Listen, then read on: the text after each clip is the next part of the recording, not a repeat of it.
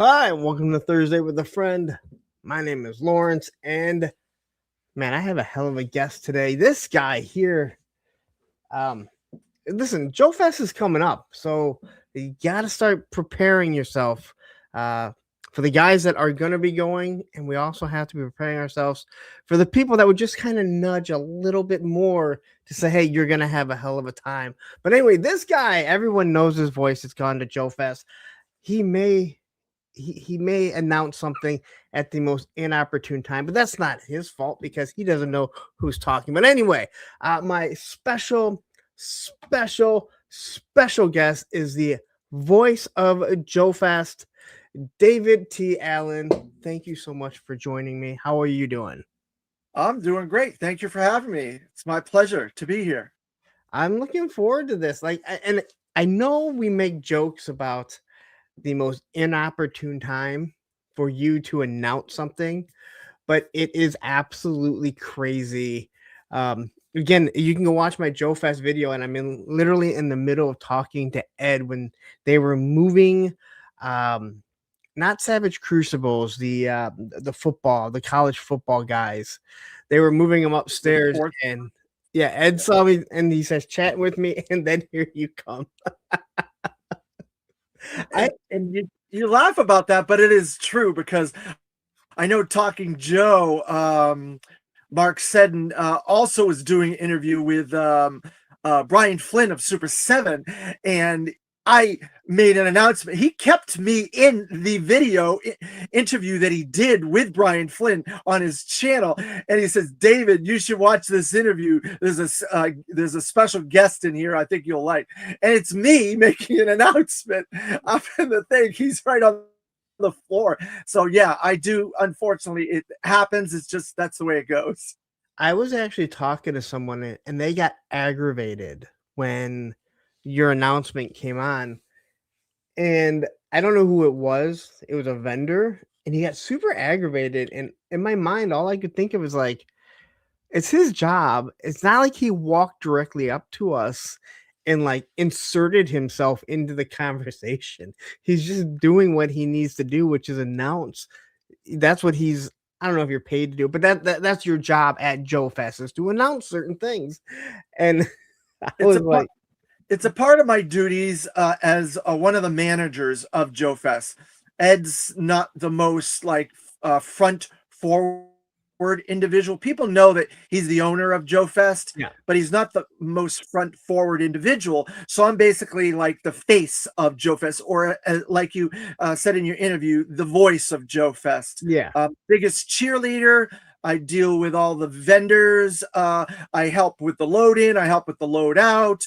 I was also the MC of the Sergeant Slaughter breakfast last year.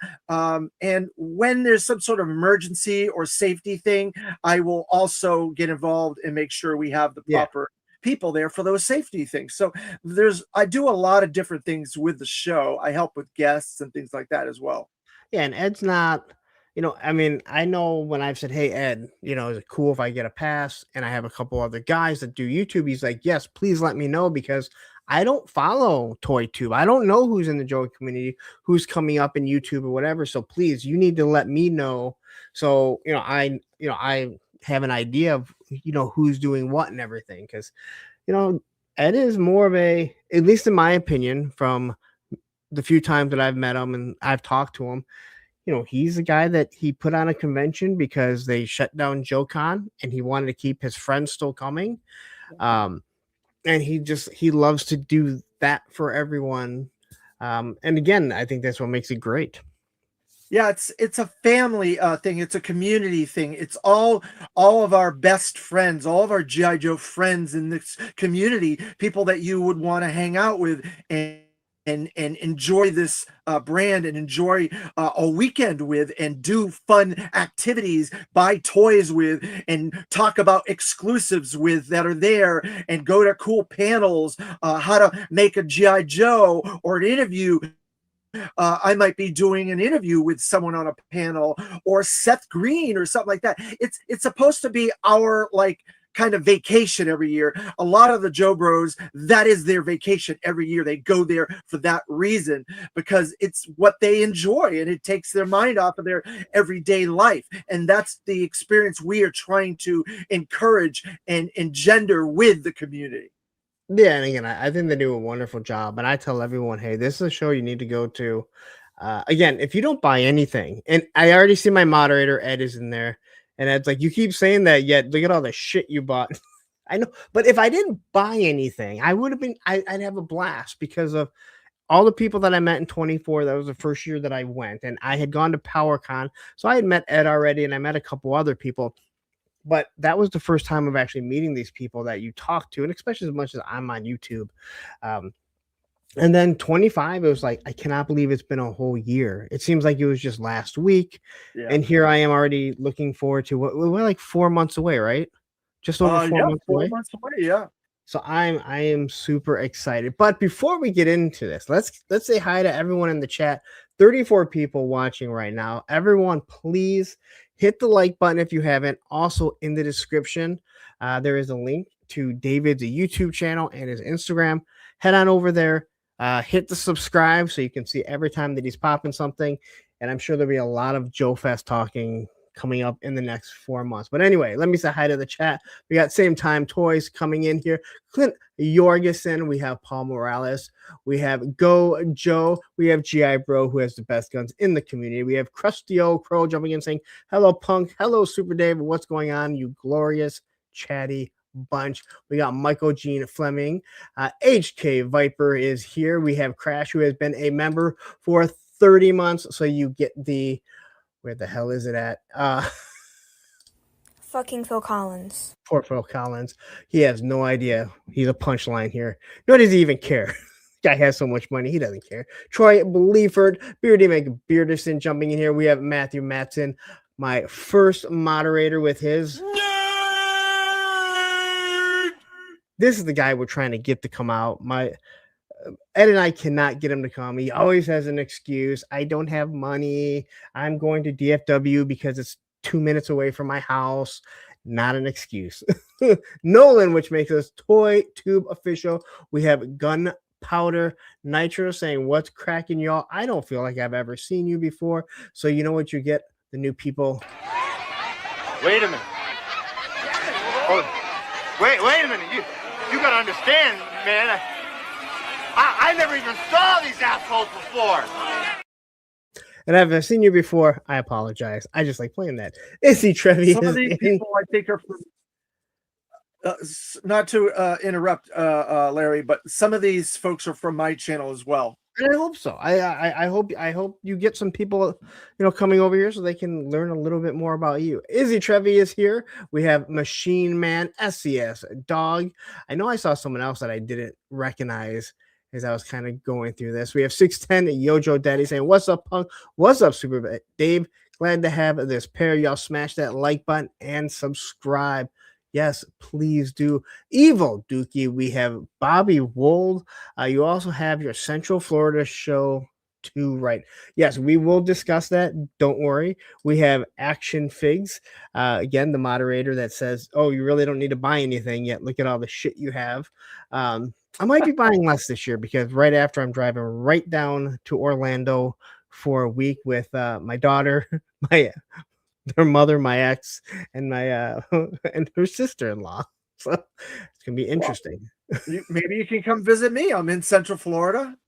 If we have time, it's already we're already packing it in, but we'll see for sure. Alex Martinez is here. And no, we had a couple other men. Deadman Juan, I believe we're saying it right. I'm gonna have him on next month, so I'll be able to make sure what his real name is. We have Tony's Figs, who I know you have met before. Oh yes, he's almost a good guy, but he likes giving me bear hugs from behind. And we actually talked about that today. Sean Jones. We have Action Figures Sold Separately, who was a previous guest and also has gets a booth there at JoeFest because he lives like 15 minutes away. We have Mendoza, who Other people are calling him Menhuza. They don't say it properly, and don't let anyone else tell you that they started it. I was the one that gave him Menhuza. It is a silent J, or I'm sorry, a soft J. All right, I think we've hit it just about every single one. If I've missed anyone else, I apologize. Oh, look, just Jeff jumping in here. I think that does it. I thought there was another one that I hadn't noticed, so I apologize. Anyway, Dave, I'm gonna ask where your YouTube name comes from, but I think it's pretty self-explanatory. Tell everyone what your YouTube name is and why that's what you went with. Um, it's a little bit of a long story. I've been doing interviews in the comic book world for probably going on 26 years at conventions in my local Florida area, Charlotte, North Carolina, Atlanta, since the 90s. And so I thought, I need to start getting this a little more organized. So I started in the 2000s, around 2001 at MegaCon, became an official web interviewer, I guess you can call it, on comic book websites like Newsarama and Comics Now, and I would submit my interviews and stuff there. And this goes back quite a long time. And so I was able to talk to like publishers like Joe Quesada, Dan DiDio, who are both publisher of DC and Marvel, respectfully at the time, and a lot of the writers, artists, different other publishers, independent publishers. And so I was a huge person as an interviewer in the comic book world.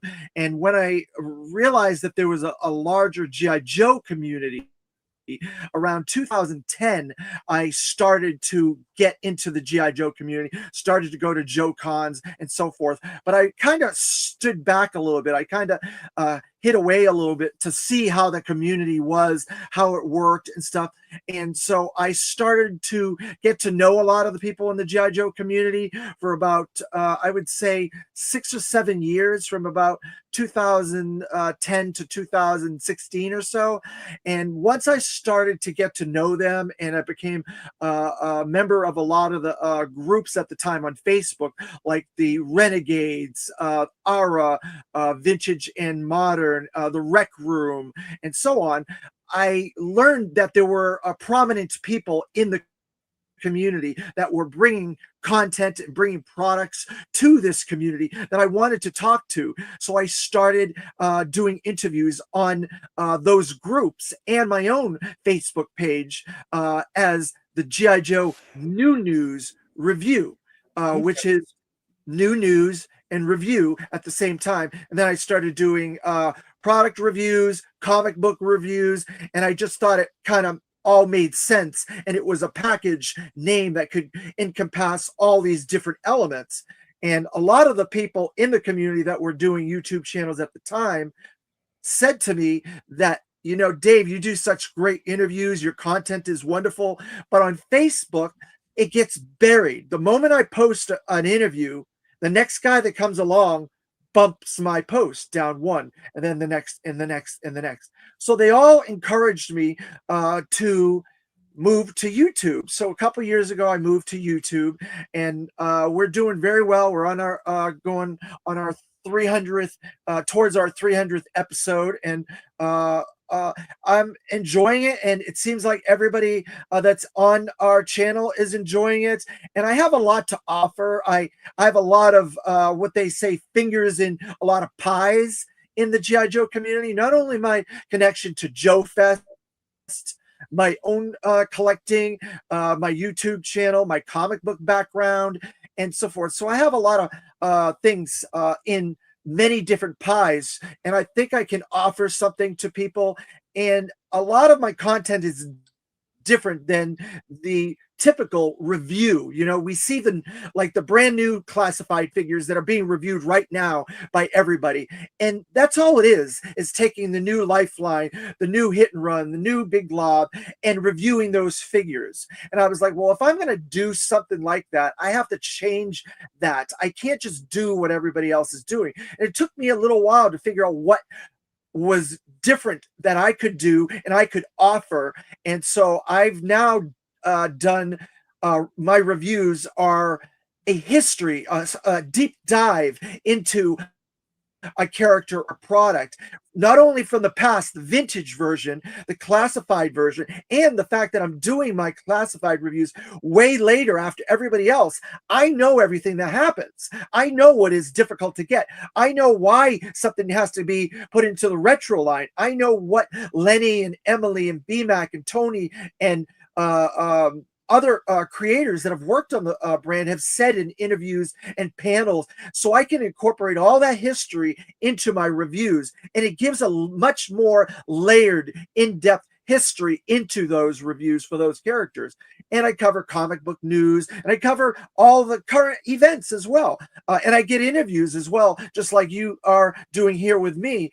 So there's a lot of things that I do on the channel, and I think it's been pretty successful, and it's been received fairly well. I think you guys can tell me if you think it's pretty good out there in YouTube land.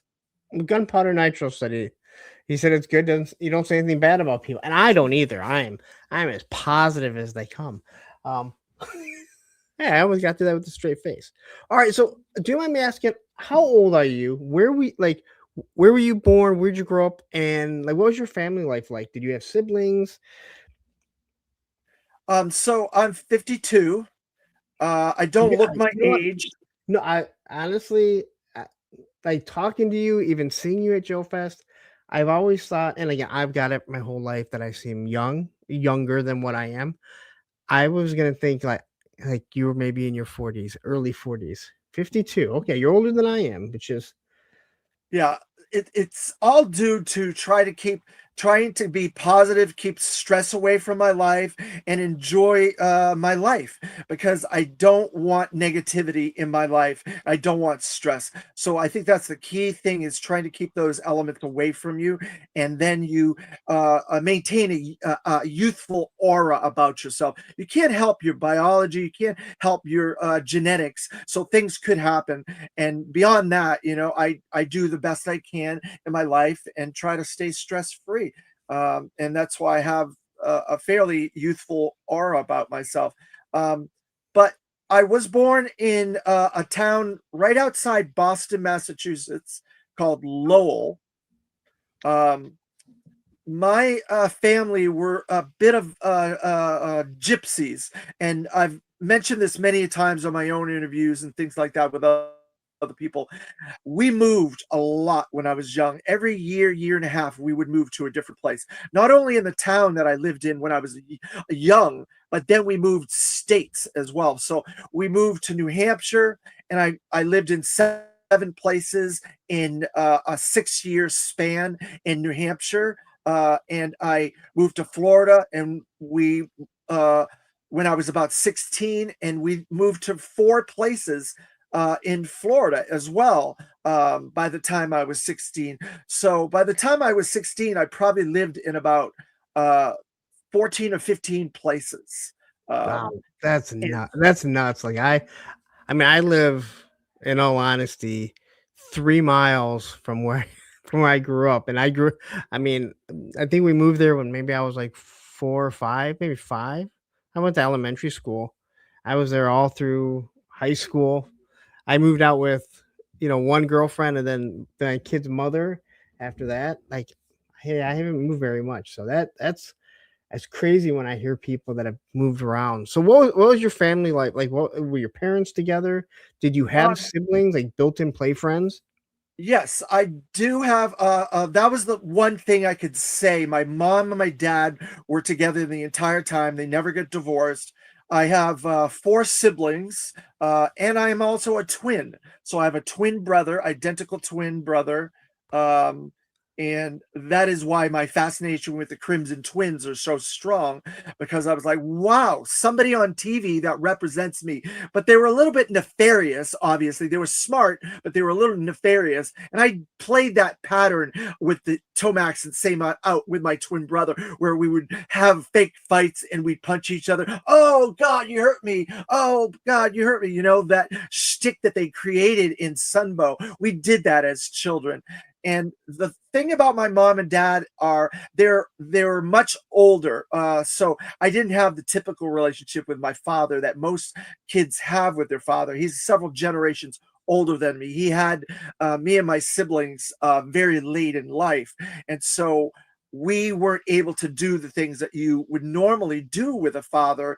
Mom was perfect. She was wonderful. She's an angel. A dad was a different story. So we didn't get to do the things that you would normally do with your dad, play ball, go outside and do all that stuff with your father, because he was 2 generations older. So by the time I was at a generation that I could do things with my father, he was in his 50s and I was a teenager. So it was a weird thing. So G.I. Joe was really my parent.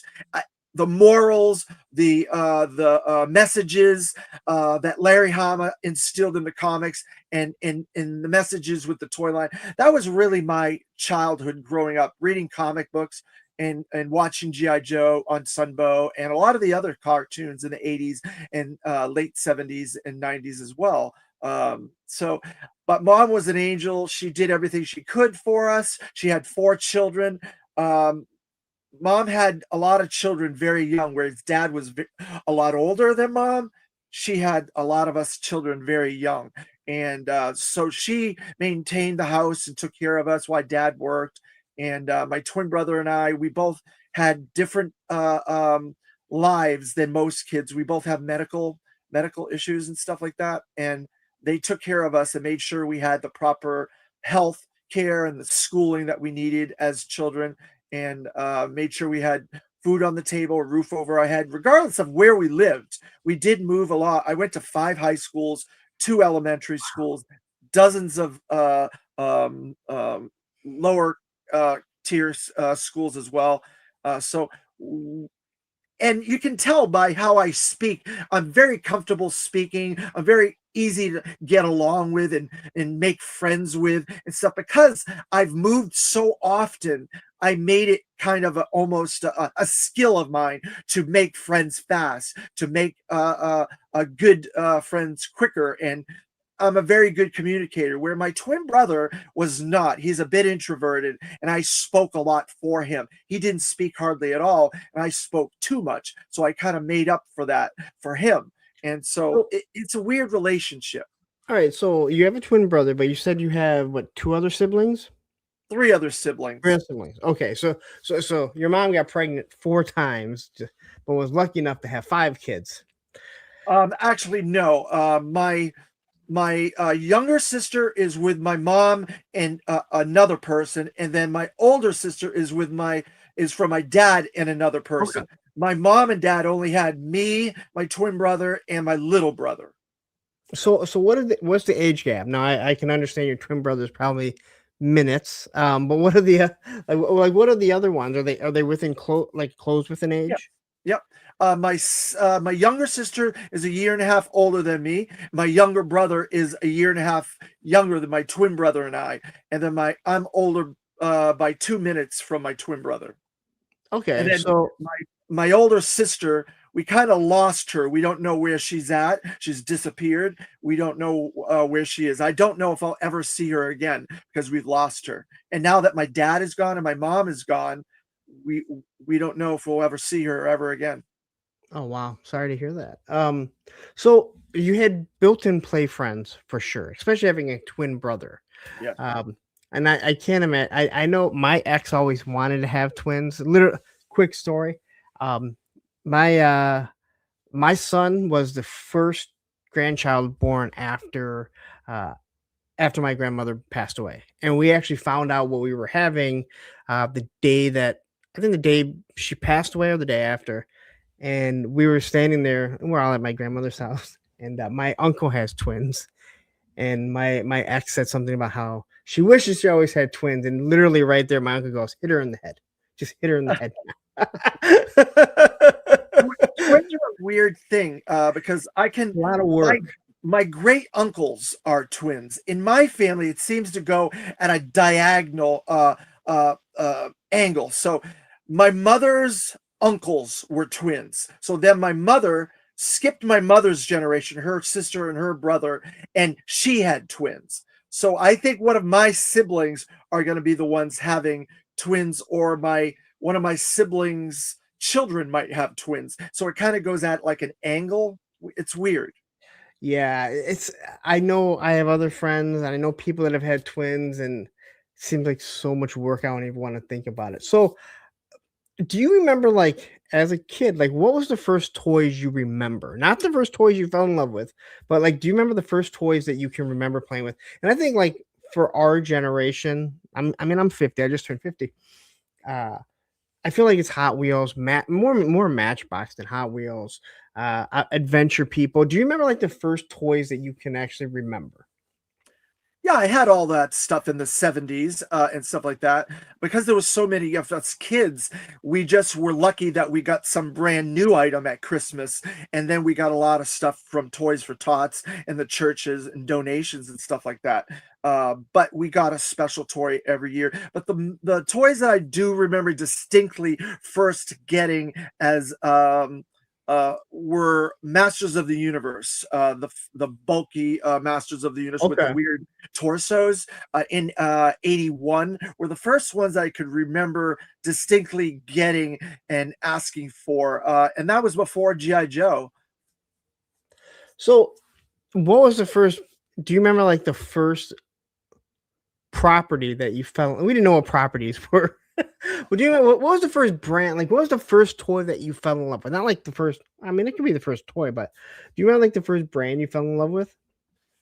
I'm trying to think about some of the stuff that we had in the 70s, but I'm I was probably 6 and under in the 70s, so I don't know if I remember any branded toys in the 70s, but I do remember Masters of the Universe as the first distinct brand of toys that I got a bunch of, and that was in 81. And me and my friend, a cousin of mine, I called him my friend, but he was actually my cousin, Bobby, we would share Masters of the Universe and stuff like that when his mom would babysit or my mom would babysit.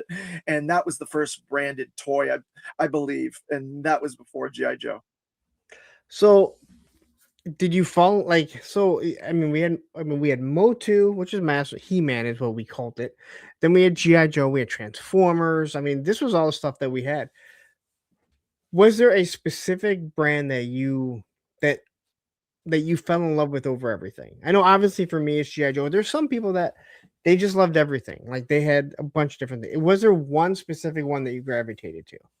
Obviously, it's G.I. Joe.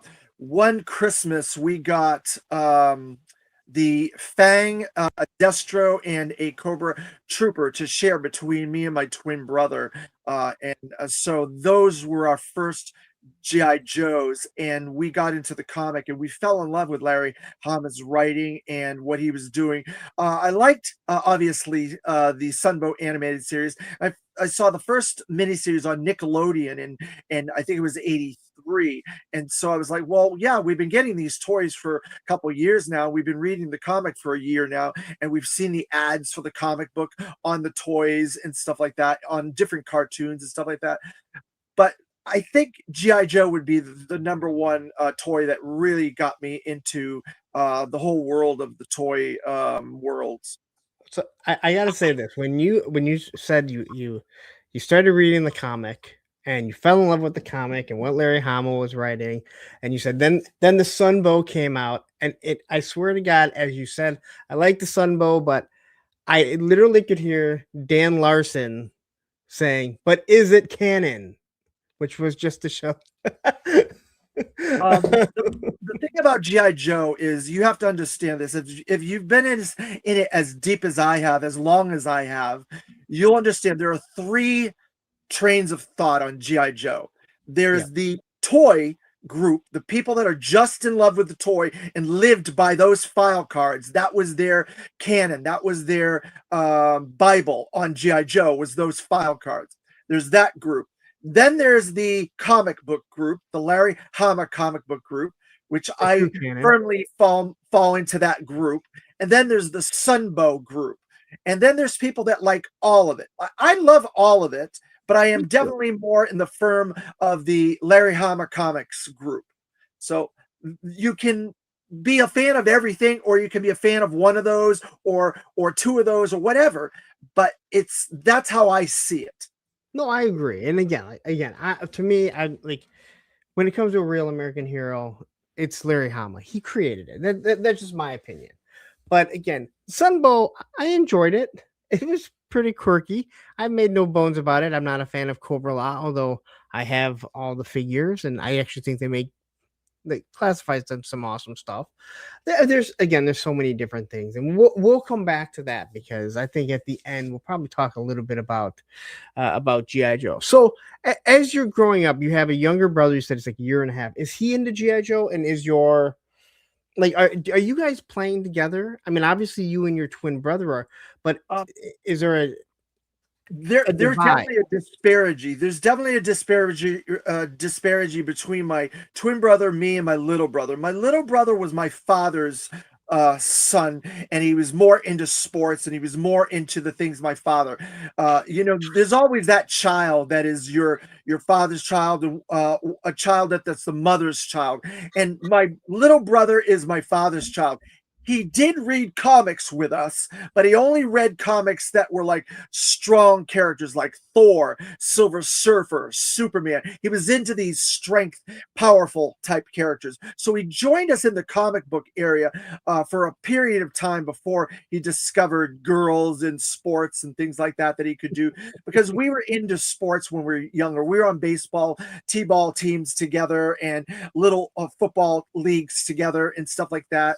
And so he kind of went that way. My twin brother and I were lockstep, hip in hip together when it came to our collecting GI Joe comic books, toys for many, many years. My brother, I'll give a little bit of a history on my twin brother. He didn't speak for a long, long time, and because of a medical defect from birth, he had to wear a hockey helmet for many, many years. So he didn't speak. And I was deaf, and I was learning disabled as a child. So I tried to speak and learn to speak as much as possible because it was something that I wanted to overcome and do better in my life. So I spoke for him and I spoke for myself. In doing so, I think he didn't speak as much. So we were together for many, many, many years until our late teens, until maybe 19 or 20 is when he started to break off onto his own and get his own personality and get his own things. But we were together for many years. So this is okay. So I know this is a loose description, but what you said about Zaymot and Tomax, where they were finishing each other's sentences, it almost sounds like you really were doing that. Like you were, again, obviously you don't know exactly what he's thinking, but I have friends that I've known for years that I know exactly. I mean, I could speak for them, and I can only imagine if it's with someone you've been with literally your entire life, and even before you were born, you were with them. Unless if you're Dwight Schrute and you ate the other child in the womb. No. Tell me you've watched The Office before. Yeah. Oh yeah, I have. That's funny. But no, we were just very, very close. We're each other's best friend. We're each other's confidant. We had our own language. I know it's cliche that twins have their own language. I've heard that numerous times, though. I've heard that numerous times. We did have our own language, and we could speak to each other, and we knew what each other was doing and stuff like that. And because my twin brother's disability, he wasn't able to do the things that I could do. And I started to work way earlier in my life than he did. And I was able to provide more stable, I don't know what the right word is, a stable life for him and I to get the things that we enjoyed, like GI Joe toys, comics and stuff, and help my mom and dad. I had my first job at 11 years old. Wow. And it was at a flea market, and I worked for a comic book booth, and I got $5 a day. And like the early 80s, 83, 84, $5 a day could buy you about 20 comics. Yeah. No, again, if you remember all those old comics, they hadn't even hit $1 yet. Nope, there were 65 cents when I got into comics. and you could buy 2 GI Joes for $3 in those days. There was sales, and the toy store that we went to is called Child's World, and it had the big dinosaur and the big panda bear on both corners. It was a castle, and it had the big blocks in front of it, the big toy blocks, and that's where we bought our GI Joes, in Salem, New Hampshire. That's where we got our first GI Joes. After mom and dad would get us birthday gifts and Christmas presents, that's where we would buy them. So, so as a kid, like, I mean, as you bounced around, so that's, I mean, that's a lot on a kid. I'm assuming. Again, like I said, I didn't move around, so I assume that's a lot on a kid in a family.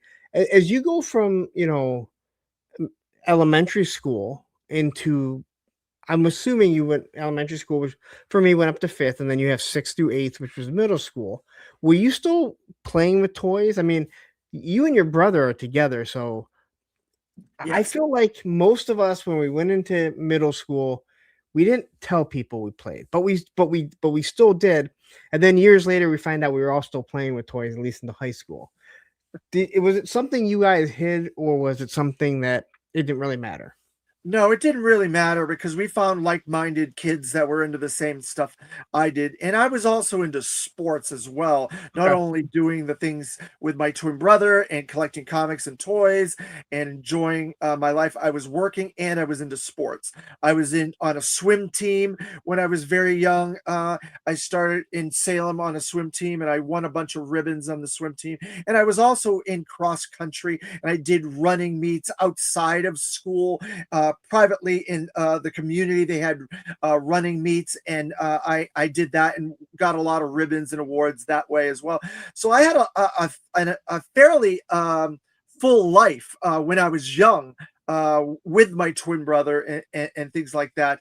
And yeah, we did move around, and like I said earlier, that's why I'm a very easy person to communicate with, and I can listen and I can do the things that I'm doing with the community, because I learned those skills very early on. Even though I had that disability, that hearing disability, I didn't use it as a crutch. I overcame it and stuff like that. It still kind of comes up from time to time because I speak very loudly sometimes. People don't understand why I speak so You? loud. No, wait a minute. This is breaking. You speak loudly? I did not know that. Yeah, a lot of people will say, David, why are you yelling, or why are you so loud? And that's the reason why I sometimes, when I'm getting passionate about something, or I'm excited, or I feel I'm backed into a corner or something like that, that gets into me, and I sometimes lose my voice and I get loud. So I have a very clear voice, and it helps me in certain aspects of my life, but it doesn't in other aspects. So the voice of being the voice of JoeFest, it helps, right? And it helps to do interviews and helps to be a communicator in this world that we're in, and for YouTube and stuff like that. But at a job, when I start raising my voice and they're like, why are you yelling? Why are you so loud? And then I have to like calm down and explain it to them and stuff like that. Yeah, and having to explain it again, people again, if they don't know you and they don't realize that, they may think like you're getting aggravated and you're yelling at them. Again, if you didn't know this, people have asked me why I'm yelling at people too, sometimes on streams. Usually it means I am. So as you go from middle school into high school, you said you went to 5 high schools. Now, last time I checked, there's only 4 years in high school, which means you bounced around a lot. What Yep. was that like? I mean, are you still collecting toys? Sounds like you got into comics. I feel like a lot of people get into comics because it's easy to hide. I was a skateboarder, so I still always had my GI Joes out. They were just always in. They was always in a tub or whatever.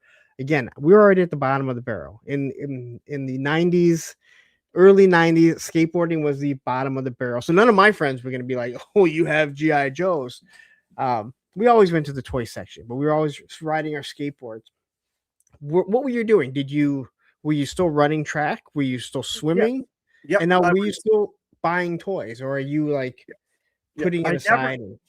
I've never stopped being a comic collector, and I never stopped buying toys. Okay. My GI Joe habit kind of waned, but I never stopped. I've always bought GI Joes from when I got my first GI Joes my mom gave us for our birthday and Christmas, and the ones that I started buying at Child's World. I continued. I did end up losing my childhood collection at one point when we moved to Florida, because my mother and father gave us an ultimatum. They're like, look, we're moving to Florida. We have to get rid of as much as we can get rid of. You have a choice. You can either take your comic collection or your toy collection. And not knowing the value of what I had at the time, I made the choice to keep my comic book collection. And knowing that now, I wish I had a reverse on that and kept my toy collection, because comics are so much easier to get than toys, vintage toys. And I had literally everything you can imagine in the 80s. G.I. Joes, Masters of the Universe, Transformers, Mask, Silverhawks, Thundercats, you name it. I had a lot of oddball stuff, GoBots and Centurions and all kinds of stuff, because I bought a lot of this stuff myself. I was working. And when I had my first job at 11 at the flea market, that was for a couple years. Then I got a part-time job that was a seasonal job when I was 13 years old. That was from May to like October. In New Hampshire, you could work the summer and it would be a good job. And I was getting into the food service industry. And that was something that I was very passionate about, the food service industry. And there was a sitcom that used to be on television in the late 70s and early 80s called Three's Company. And there was a character called Jack Ripper on there, and he was a chef. You mean Jack Tripper? Jack not Tripper, not Jack the Ripper, guys. He's Jack Tripper. not Yes, the famous. Jack Tripper. He's not the famous killer. But he made cooking fun to me.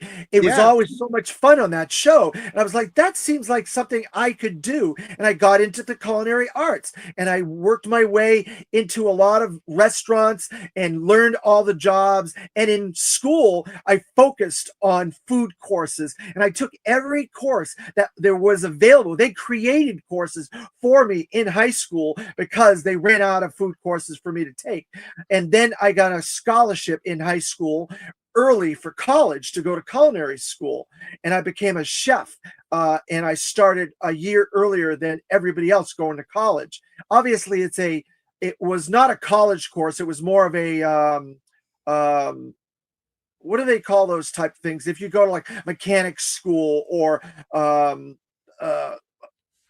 can't think of the name of that type of schooling, but that's what culinary foods was. It was that type of course. It was a 3-year course, and I did that, and I became a chef. And I got out of high school, and I was chef at many restaurants in Florida, and very high-end 4-star restaurants and stuff like that. And I thought that was going to be my life. I was going to be a chef for many years, but I collected the entire time. I never stopped all those years, and had friends that were collectors, and I just found a community around me at every place I went because of my vocal skills, my communication skills, outgoing personality, you can say, not to pat myself on the back or anything, but I'm a very easy person to talk to and stuff like that. You know, you have a G.I. Joe shirt. Hey, are you a G.I. Joe fan? You have a Masters shirt on. Hey, are you a Masters? You know, if you have a Spawn shirt, are you a Spawn collector? I could come up with a conversation like that. See, you're the type of person I'm like, man, I just wanted to get in here and get out of here. And I say that because there is a reason why when I go to a gym, I wear earbuds, because if I start talking, I don't stop. And I think most people realize that. I absolutely hate when people come up to me because I know I'm going to be there forever. And I'm not talking about like at a show. I'm not talking about at a con or anything. And because I'm that guy too. Like I know that guy because I'm that guy, and I'm like, I just need to get in and get out. And I get yelled at by my ex numerous times, only because she's like, everywhere we go, you know someone. I'm like, I grew up here. You know, my high school had 2,700 kids when I graduated, and we had the small class of like 600. So we all still live in this. There's still a lot of people live in the same area. You moved around your entire life, so yeah, I know people. How I just ran into someone at Meyer the other day that my daughter was like, "Who is that?" I'm like, "You went to school with their daughter." like I don't know. I went to school with one of them, and the other one I went to punk shows with. and they met each other later on and had kids, and had nothing to do with us in high school knowing each other. All right, so you graduate. I'm assuming you graduated, right? Yes. So did you go directly into culinary? I mean, I know you kind of mentioned it. Now, what about your twin brother? Are you guys kind of like in lockstep, or does he go off and kind of do his own thing? He goes off and does his own thing. He gets into the sports community in school and really kind of finds a lot of father figures in the sports community. Okay. He was big in the basketball world. He was big in the baseball world in high school and stuff like that. After we kind of go our separate ways and I go my way, and I'm still into comics and toys and doing all the fun stuff that I'm doing. But he's like, yeah, I don't really have the money for it because I'm paying for all this stuff. He's not.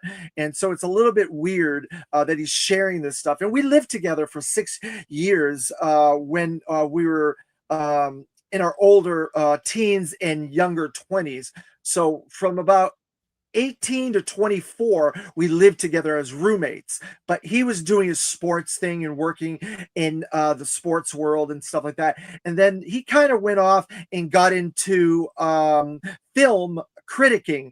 So he's a film critic, a professional film critic. He's been doing that for about 20 something years, along with his sports work and stuff like that. So he's got a completely different life than me, but he does always call me when he needs a reference for a Thor movie, or he wants to know what Spider-Man Noir is, or he wants to know who this character is, or what comics he needs to read to do a review of whatever this film is, Invincible, or something like that. So we're still in a very good friendship. We live very close to each other. He comes over for holidays, and I help him out from time to time. I moved out when I was, I'd say, 30 from when we lived together, and that was in 2004, and he still lives in that same place. We bought our house, the last house that mom and dad moved us to. We bought that house because we weren't moving again.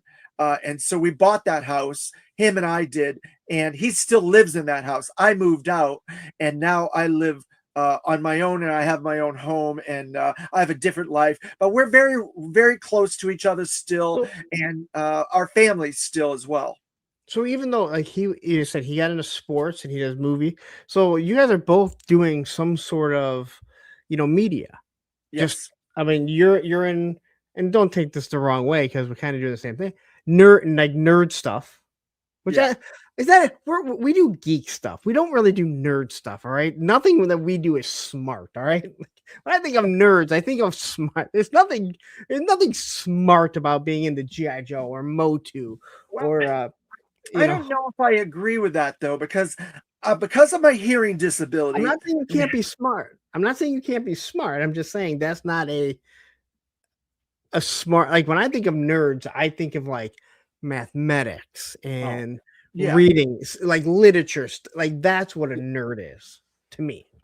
I suppose I understand your distinction, Yeah. but reading really helped me as a child with my hearing problems and stuff like that, and learning words that I might like, because I did a little sign language when I was young, and I would read lips when I was young because of my hearing disability. And so reading really helped me to learn the phonetics of words and the spelling of words and how sentences went. And I became very, very literate. I'm a very high level literate person, and I could read at levels that you wouldn't even imagine. In college, I also got the highest grade when it came to my English classes, that I got awards in college. They're like, there's no one else that had ever got this high of grades in these classes. You've reached the pinnacle of the English courses that we can provide you. And because of reading, and I read comic books. That's where I learned to read, through comics. And I became such a high level literacy individual that it helped me through my whole years as a child, teens, and young adulthood. No, and I think that's why I feel like a lot of kids go from being into toys when we're young, and then when we go to high school, the guys that have remained geeks and nerds comics were easier to hide, and if somebody saw them, you're like, "Hey, I just like reading the story." Unlike toys, where if you didn't have a little brother, you couldn't really go like, "Oh, that's my bro." Like, "Oh, you play with toys still?" And again, I think we all would agree like that would be a shame if somebody you'd be shamed, I guess. It wouldn't be a shame. You'd be shamed if somebody walked in and saw your GI Joe collection or Motu or whatever, and you're like 17 years old. It Again, I was never riding a skateboard, so I didn't care. it never was a problem with me because I was into theater, I was into Okay. musical theater, and I was into sports, and I had jobs. So I met a lot of people in a lot of different groups, social groups that you might not meet. And so I had friends in every type of setting that I ever was involved with because of how I communicated, how outgoing I was, and the way that I talked and socialized and brought people in. And I had girlfriends too. I had girlfriends that were nerd girlfriends that were into comics, that were into all the stuff that I was into. So I've never had that issue. That's a weird thing that a lot of people do have when they go into high school. I never had that. I was actually in nerd club, comics club, sci-fi club, Okay. along with sports and music and stuff like that.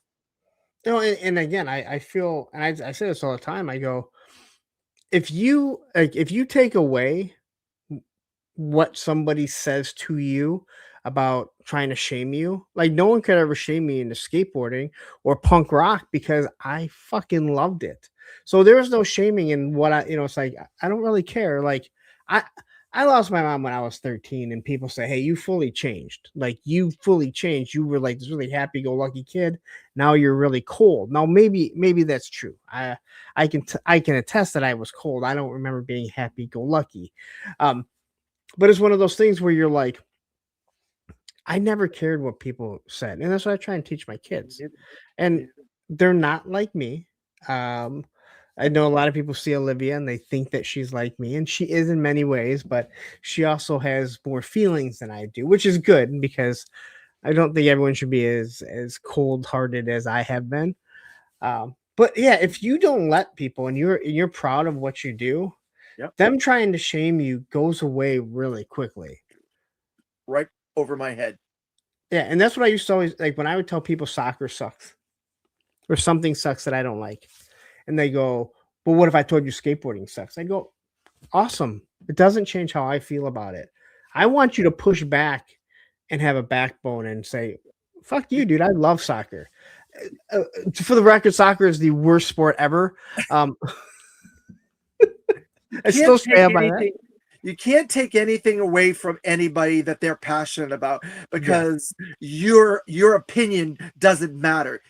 Only my exactly. own opinion matters. What I love and what I care for and what makes me happy. And my happiness is my primary concern. Yeah, I care about my family and my loved ones and stuff like that. But if they were doing something to me that made me unhappy, well, then that would be the end of it. You walk away from them. Yeah. I mean, and that's why I've said like there are certain people in the community I am not a fan of that I do not like. And again, I don't have skeletons in my closet, so I don't care. Like, as long as you don't lie about me, I'm good. I've done enough things in this world that there's reasons to dislike me. Don't make shit up. That's what I always say. But I've walked away from my best friend of 28 years who fucked me over. So if you think me being upset over someone that I've known for a year over YouTube, like no, like I'm sorry, like you don't mean that much to me, you know. And I give people second chances and third chances, but after a while, you go, "Hey, how many times can I give you another chance? How Yeah. many times is somebody? How many times can you apologize before people start to see who you really are?" They're just And walking on you. Then they just know they can walk on you and take advantage of you. yeah, And I'm not there for that. I'm not there. So keep stepping and I'll find another friend. yeah, and again, like I'm 50 years old. I'm like, I'm not gonna date a girl that I know isn't gonna go anywhere. More than likely, I have less years ahead of me than behind me. I don't like to think that. I feel like I'm 100 solid, and then we figure whatever is after that. But the truth is, there's probably less time in front of me than behind me, and I don't want to be unhappy. That's why I do this. And yes, before anyone says, "Didn't you just yell at?" Yeah, I lose my shit at times, and I yell at people. But again, it doesn't. I don't lose an ounce of sleep over it. Like I don't lose. I don't sleep anyway, so that's probably a bad analogy. But that's the thing, though. In my YouTube channel, I do not want negativity near me. I don't want it in my immediate perimeter. I don't want it getting involved with my life.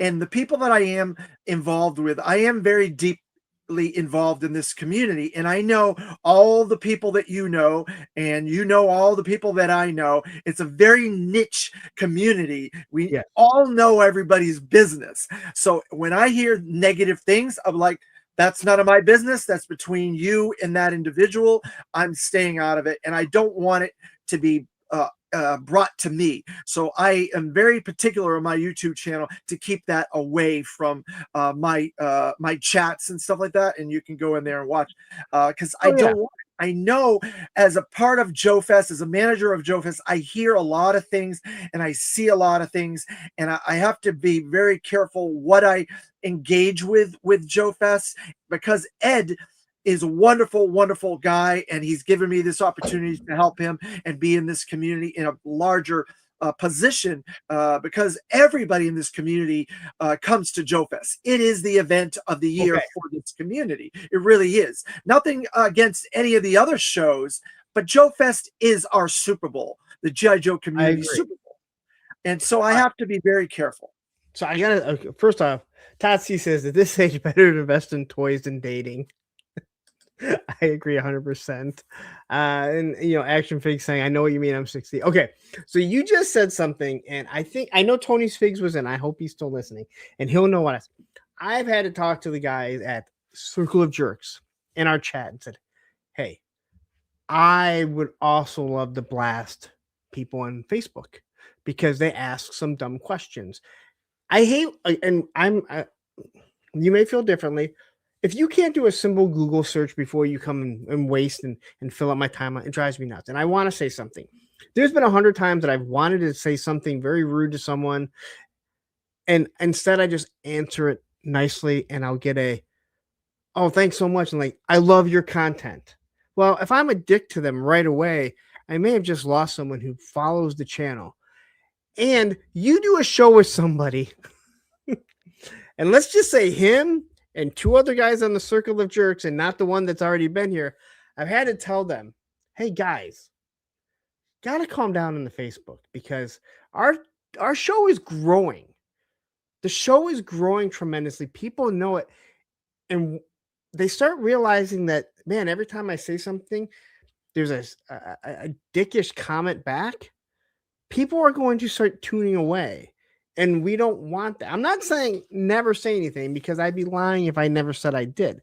But at some point, you can't snap every single time. And that's exactly what you just said about JoeFest. That's why I'm bringing it up. But there's a difference between saying something and standing your ground for your own moral sensibility and stuff like that. Don't let someone come and insult you. Don't let someone come and insult your family. Don't let someone come and insult your really, really good friends. There's a difference between that and just coming in and saying that has no merit at all. Hey, Big Lob sucks as an action figure. There's no merit to that. But if they say something about your family, your daughter, your best friends, or whatever, you can't defend yourself. You have a right to defend yourself, and you should not accept those comments. No, again, I agree. But sometimes, and I tell them, that's why I don't have a problem saying it right now. I tell them, I'm like, and if Tony was here, Tony's probably not listening, or he's doing something right now, because he'd be chiming in. I've had to say, listen, guys, when I'm the fourth rudest person in here, that's saying a lot. That's saying a lot about the other three of you. And Tony's by far the nicest. I was on Circle of Jerks, and you guys were so naughty on that. You had me cracking up like crazy in the episode that I guest I starred don't on mean there. like that's what we say to each other is completely different. Because we know that we're ribbing on each other and ragging on each other. But anyway, you just brought that up, and I agree. Like, you do have to. Well, you should. I guess you don't have to, because not everyone in the community does. There's other people that do YouTube, and they're super rude to people and treat people like shit, and they get a big following, and I guess that's fine. I just That's never let only- someone but push me around. That's But only going to last so long, I agree. Larry, because I know specifically there's a YouTube channel, and people are leaving that YouTube channel by the droves, and they're coming to me like, we love your channel because it's so positive. You have such great energy, and you don't like negativity. You don't want negativity in your, and that's what we want to watch. We want to watch something that's positive. And there's a channel that I'm kind of competing with on Monday nights before your channel. I've kind of I was about to say, dubbed us as tag team partners now, because I'm at 7 and you're at 9, so I always make sure I'm off before you. But there's somebody else at the same time as me that is super negative and super mean to people, and people are leaving theirs and coming to mine.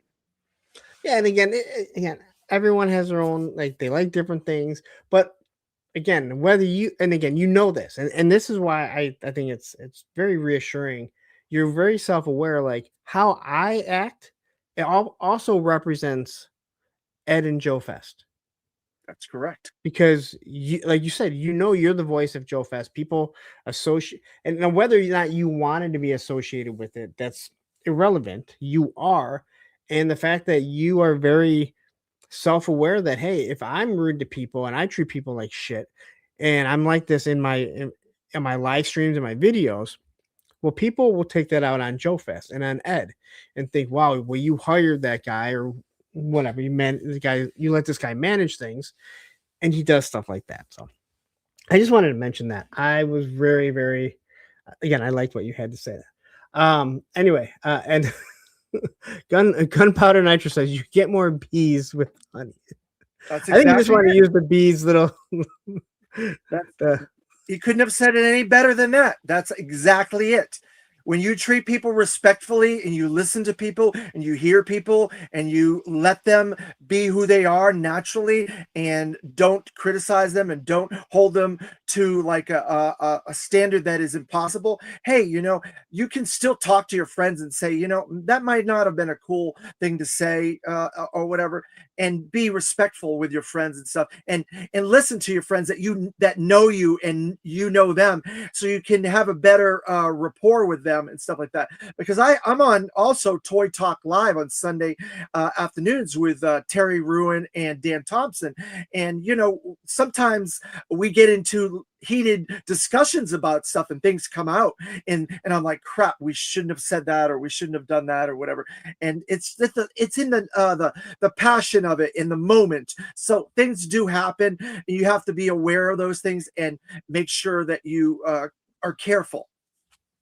No, and again, you do have to, well, you want to watch yourself, but sometimes you have to. And again, if you feel strongly about how you feel, then all gloves are off. You should be able to say whatever you want. But let's get back on track here. So you went to school for culinary arts. Did you graduate, and did you end up becoming like an actual chef? A chef is different than a cook. Can we agree with that? Right. Okay. Yes, it is. I gotta ask you this before we go any further. Have you had the little the cheese balls at JoeFest? No, I've not. Oh my God. I was just gonna ask you what your professional opinion of them is, because once I found them last year, I ordered them like every single time we went down to the bar. I might have had one or two over the 9 years that we've been doing JoeFest. I don't recall. It didn't give me any kind of sense of, wow, these are great or anything. So it didn't affect me in that way. So I may have had some as an appetizer or whatever, but no, it didn't affect me that big of a deal. So there is a restaurant though in Augusta called I think it's called the Haas House or something like that, that have incredible burgers. And I get this burger every year, and it's a chili jalapeno onion ring burger, and it has bacon. My God, it's the best burger I've ever had in my life, and I eat it every single year. It's at the Haas House. They have some incredible food. Shout out to Haas House, Augusta, Georgia. Go there every year, downtown Augusta. Maybe we'll. I am a chef. Maybe we will try that this year. Yeah, Ed here saying bunking those damn cheese. Dude, they're so good. And then the Haas Burger is what Action Figure Sold Separately saying was called. Yeah, it's he lives right there. Yeah, it's the best thing I've ever had. And I've eaten a lot of high-end food, a lot of normal food, all kinds of things, things that you would never imagine eating yourself probably, but I've eaten or I've had to prepare and stuff. But yeah, I did become a chef, and I consider myself a chef to this day. I didn't lose my culinary degree. I'm still a chef, but I'm not a practicing chef, like kind of like a priest. I'm not a practicing priest. I'm not a practicing chef. So I got into the retail world because the culinary world was not meeting my needs as a career, because I couldn't get nights off, I couldn't get weekends off, and I couldn't get holidays off. So I could never go to comic convention. I couldn't do fun stuff with my friends and things on the weekends and stuff like that. I never could do things with my family and loved ones. So I was like, I have no life. My whole life is working in this restaurant, providing enjoyment for other people, but I had no enjoyment. And I made a decision when I was around 30 years old to change my career path. And I went into retail, and retail was a lot more flexible, and it allowed me to get into the toy world. And I'm on one side of the toy world, whereas Hasbro team and classified team and all these team that make the toys is on the other side. I was on the retail side, and I had a hand in making sure a lot of toys were presented and at conventions and stuff like that for Walmart and places like that. And so I have a unique perspective in the toy world that a lot of people don't have. And when they're talking about Walmart sucks, Target sucks, blah, blah, blah, I know what all that means and where all those things line up with that world, because I did it. I'm still technically in it for multiple 20-something years now. And I was a chef, practicing chef for 22 years as well. So half my life was in culinary, half my life is in retail. So, but you graduate, I mean, so you're a chef, and I've said before, like, obviously if I had to feed my family and pay for everything, you know, roof and everything, I could work weekends, but I can't imagine having to work weekends. And the people in the food industry, God bless you, or Allah bless you, or I don't care. I don't care what you think. I gotta say, like, I couldn't do that. I wouldn't want to be a waiter on, you know, on the weekends, or a chef and having to work these late hours. Again, if the restaurant closes at 10 or 11, you don't leave at 10 or 11. You leave at 1, like 1:30, 2 o'clock, because you have to clean and prep everything and get things ready to go. And then there's always the scragglers that don't want to leave. That's very, especially the younger ones, when you're like, I don't care. So as you're a chef and you're working in culinary, what is it like? You're still collecting toys, correct? This whole time, comics. Yeah, I've never stopped. Nope, never stopped. I buy probably more now than I ever have before. I don't know what you mean. I have no idea what you mean. So, what about dating? Is that difficult for you? And while you're collecting toys, like, I mean, I've dated girls that are like, and you tell them you collect toys, and they're like, "Oh, that's cute." I'm like, "No, I collect toys." And then they walk in and they go, "Oh, you collect toys?" And I said, "Yeah, I told you, I collect toys. I have 1 or 2 lying around. There's a whole slew." So what is that like for you? Well, the thing about it is, because of the type of person that I am. I'm a outrovert. I call it an outrovert, not an introvert. My twin brother was an introvert. I'm an outrovert.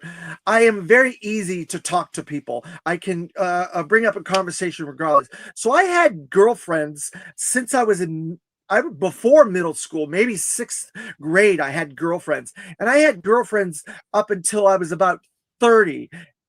But I never really felt comfortable in that world. I dated plenty of girlfriends, almost got married twice in high school, as a freshman in high school, and then as a senior in high school. I call my senior high school my high school sweetheart. So I almost got married to her out of high school, like 6 or 8 months after, because we dated for about 2.5 years or whatever.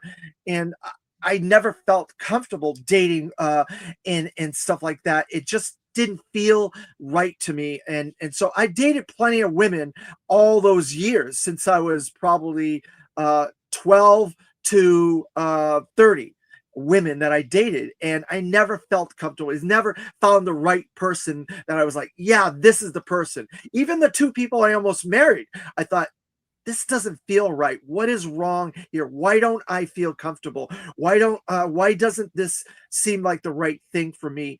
And I realized later in life, because obviously my preferences were not the same.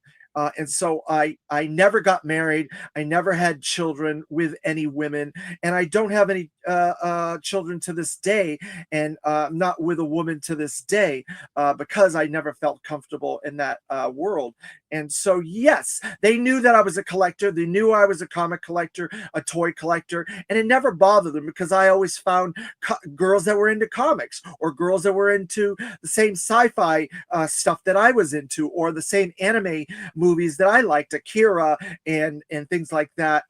So I was smart on who the girls that I dated and the people that I was interested in, and I never had any problems with it. And I even dated women that had children and stuff, and I was a wonderful person to those children, and they loved me, and I treated them like they were my own children, but they weren't, and I didn't feel right about that. And the husbands, the ex-husbands or the ex-boyfriends, always like, David, you're such a wonderful person to our kids. We really appreciate it. You'd think that they would come and punch me or something, but they never did.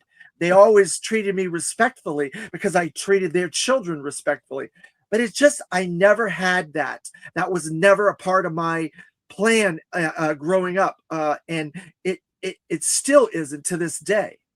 But is it something like when you meet someone, do you like is it one of the things you let them know fairly early on that, hey, just so you know, I'm a collector. And when I say I'm a collector, I don't mean like, hey, I pick up a toy here or there or a CD or whatever you collect, right? Are you pretty open? Again, I don't think it's like your opening line of like, hey, by the way, I'm a toy collector, because that pretty much eliminates ever It's like getting laid again. It was like I was saying earlier, where I can talk to anybody. I can see somebody with something. I'm very versed in all nerd cultures. I can play D&D with the next guy. I can do skateboarding with the next guy. I can talk sports with the next guy. I can bring a conversation up with the most obscure reference that someone says something. Oh, that's from this movie, or that's from this cartoon, or that's from this toy or that comic or whatever. And I can come up with a conversation. And within 5 minutes of talking to this person, I can figure out, okay, I know what to do here, and how to back off, or how to go forward, or go sideways, or whatever, because I'm an expert communicator, and I can analyze people. In college, I took psychology classes and English courses and stuff. I always wanted to be a teacher, and an English teacher. I think I'd be a very good English teacher.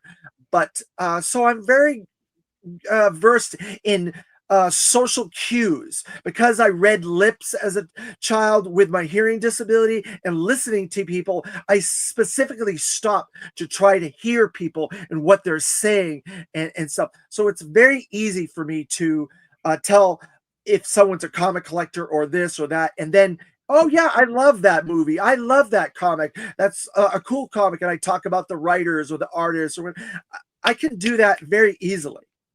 I like what Todd sees this here. You set them up thinking you got something worse you're hiding. Then when you tell them it's toys, they get a sigh of relief. I do kind of understand that. No, and I pride myself, and I pride myself as I feel like I'm a pretty good judge of character, and I think that's why when I have been burned by certain people, it bothers me because I feel like, man, I got duped, and if I know that I got duped, and this may sound kind of egotistical, I can only imagine the other people that have gotten duped, and you still see people that are getting duped by these people, and I'm not just talking about the toy world and toy tubing, but in all walks of life. That's one of those things. Like for me, as a pride thing, I'm just like, fuck, like that person really, like they pulled one over on me. Like I should have seen this coming, and we all know, like when that happens, it's that you sit in it. It's like one of those like those montages you see in movies and TV shows where it's like, oh yeah, it was all right there. We all saw it. None of us wanted to believe it. Um, but no, that's very interesting. Again, I always wonder how how people go about it, whether or not they they keep it hidden, if their girlfriends or boyfriends or significant others, whatever, like do they accept it? And I know my ex, like she doesn't collect anything, so she has she had nothing. So for her, she never understood why I love skateboarding, like what it was. I can't explain to anyone. I tell everyone, I go, I hope everyone has something they love as much as I love skateboarding because You I need can't to. explain it. But she Yeah. couldn't understand why I had this connection to my old GI Joes and how I could remember exactly what weapons I still had. Now I can't remember anymore because I've added so much stuff. But she didn't have anything. So she has no connection to it. Where my daughter is, if anyone's watched the show, they kind of know she's a Stitch fan. And even though she doesn't know all the G.I. Joe stuff, and I even call her out on it one day because she said something, I go, if you've been paying attention to the collection every time you come in the house, you would have realized I removed that already. Well, um, Larry, it's interesting. I believe that if you do have uh, issues or something with someone's collecting, then that isn't going to be a good relationship. I I've agree. learned that with all the people that I've dated over the years. I can tell when it's not going to work. Like those two relationships that I alluded to that I almost got married, I could tell that there's something that wasn't working. I'm not going to commit myself to something because you can have those social cues with people.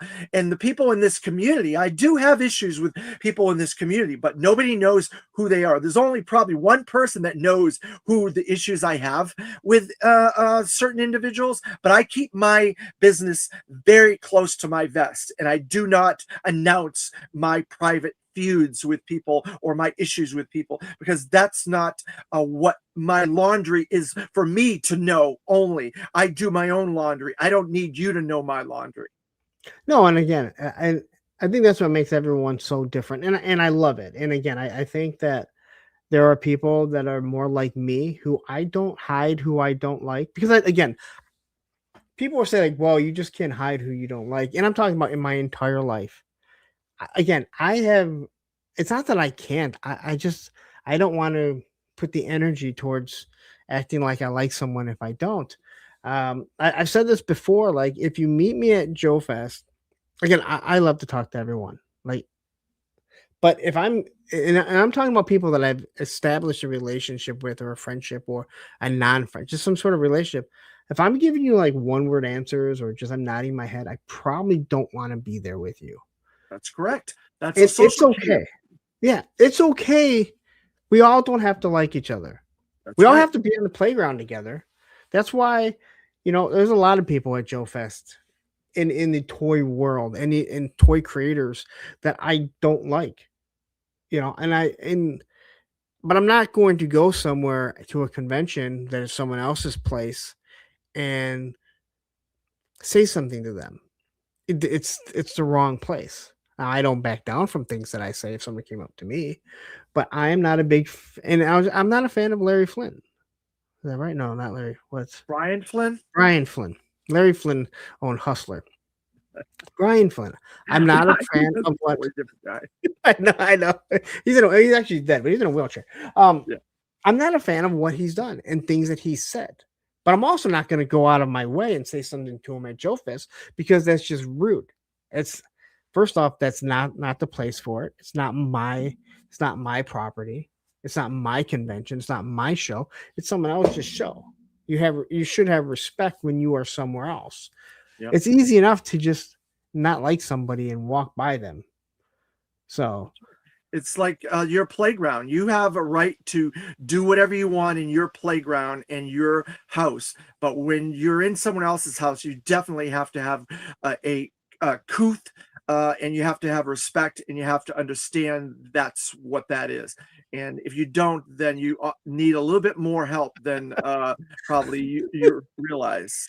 Stephen Lynch says, I love that movie. The Punk with Toys versus Larry Flint. That's the next movie. I'd go to see that movie. I think that would be a great movie. And Cressy O'Crow saying, okay, who had fucking Larry Flint and Jack Tripper, except he said Jake Tripper on the bingo card tonight. Well, that's the fun thing about interviews. You just don't know what is going to come up. You should see some of the interviews I've done over the decades, and the things that come up in those interviews. You have to be good enough, and you're a very good interview. I can see you're very flexible. You're going with the flow with this interview because of where I'm going with it, and that's the key to being a good interviewer and knowing the cues and how to maneuver. And so, yeah, you just don't know what's going to come up in an interview, and it could be the most obscure thing in the whole world. So that is the funniest comment that you could make. I've said this numerous times. I listen to a lot of sports radio, and I don't listen to Jim Rome too much anymore because he switched time slots. But Dan Patrick and Jim Rome, and they always said that the best interviews are conversations. That's it. When if I was sitting here asking you and I had questions and that's all I wanted to get to, it gets mundane. Nobody, they just want to answer the questions and move on. When you have a conversation, it's not just you and I getting to know each other, but it's everyone that's watching, hopefully. And that's what the whole show is meant to be, to get to know the person opposite. I probably tell too much about my life as is. There's not too much that people can't figure out, and that's exactly what I constantly try and do is have a conversation. When I first started doing this, I had questions. After a while, I realized I need to get from point A to point B. I already know what I have to do. And it's always my job when we go off the rails to bring it back to where I want it to be. Yep. Now, I don't get mad at anyone for going off the rails, because anyone that's watched Monday Night Toy Ramblings, well, I go off the rails. You go all over the place. Sometimes I feel like I've been a roller coaster with your Punk with Toys Monday night shows. It's like, holy cow, how did we get from here? And now we're all the way back to where we left off 3 hours ago. And I think that's because you understand, the structure, and you can do that. You have a wherewithal of the conversation and stuff like that. And in an interview setting, you definitely need to have that structure, or a framework for that structure, because you don't want it just to be BS with a specific guest or whatever. So you definitely do need questions, but you don't have to be so rigid that you're not like a palm tree. You can't bend. If you're a pine tree, you're going to break to be that rigid, and it's going to come off stilted and wooden and stuff. But if you're a palm tree and you're flexible, you can go with the flow. And I think you've done that. You've created a very nice space here for that, and I applaud you. Oh, thank you.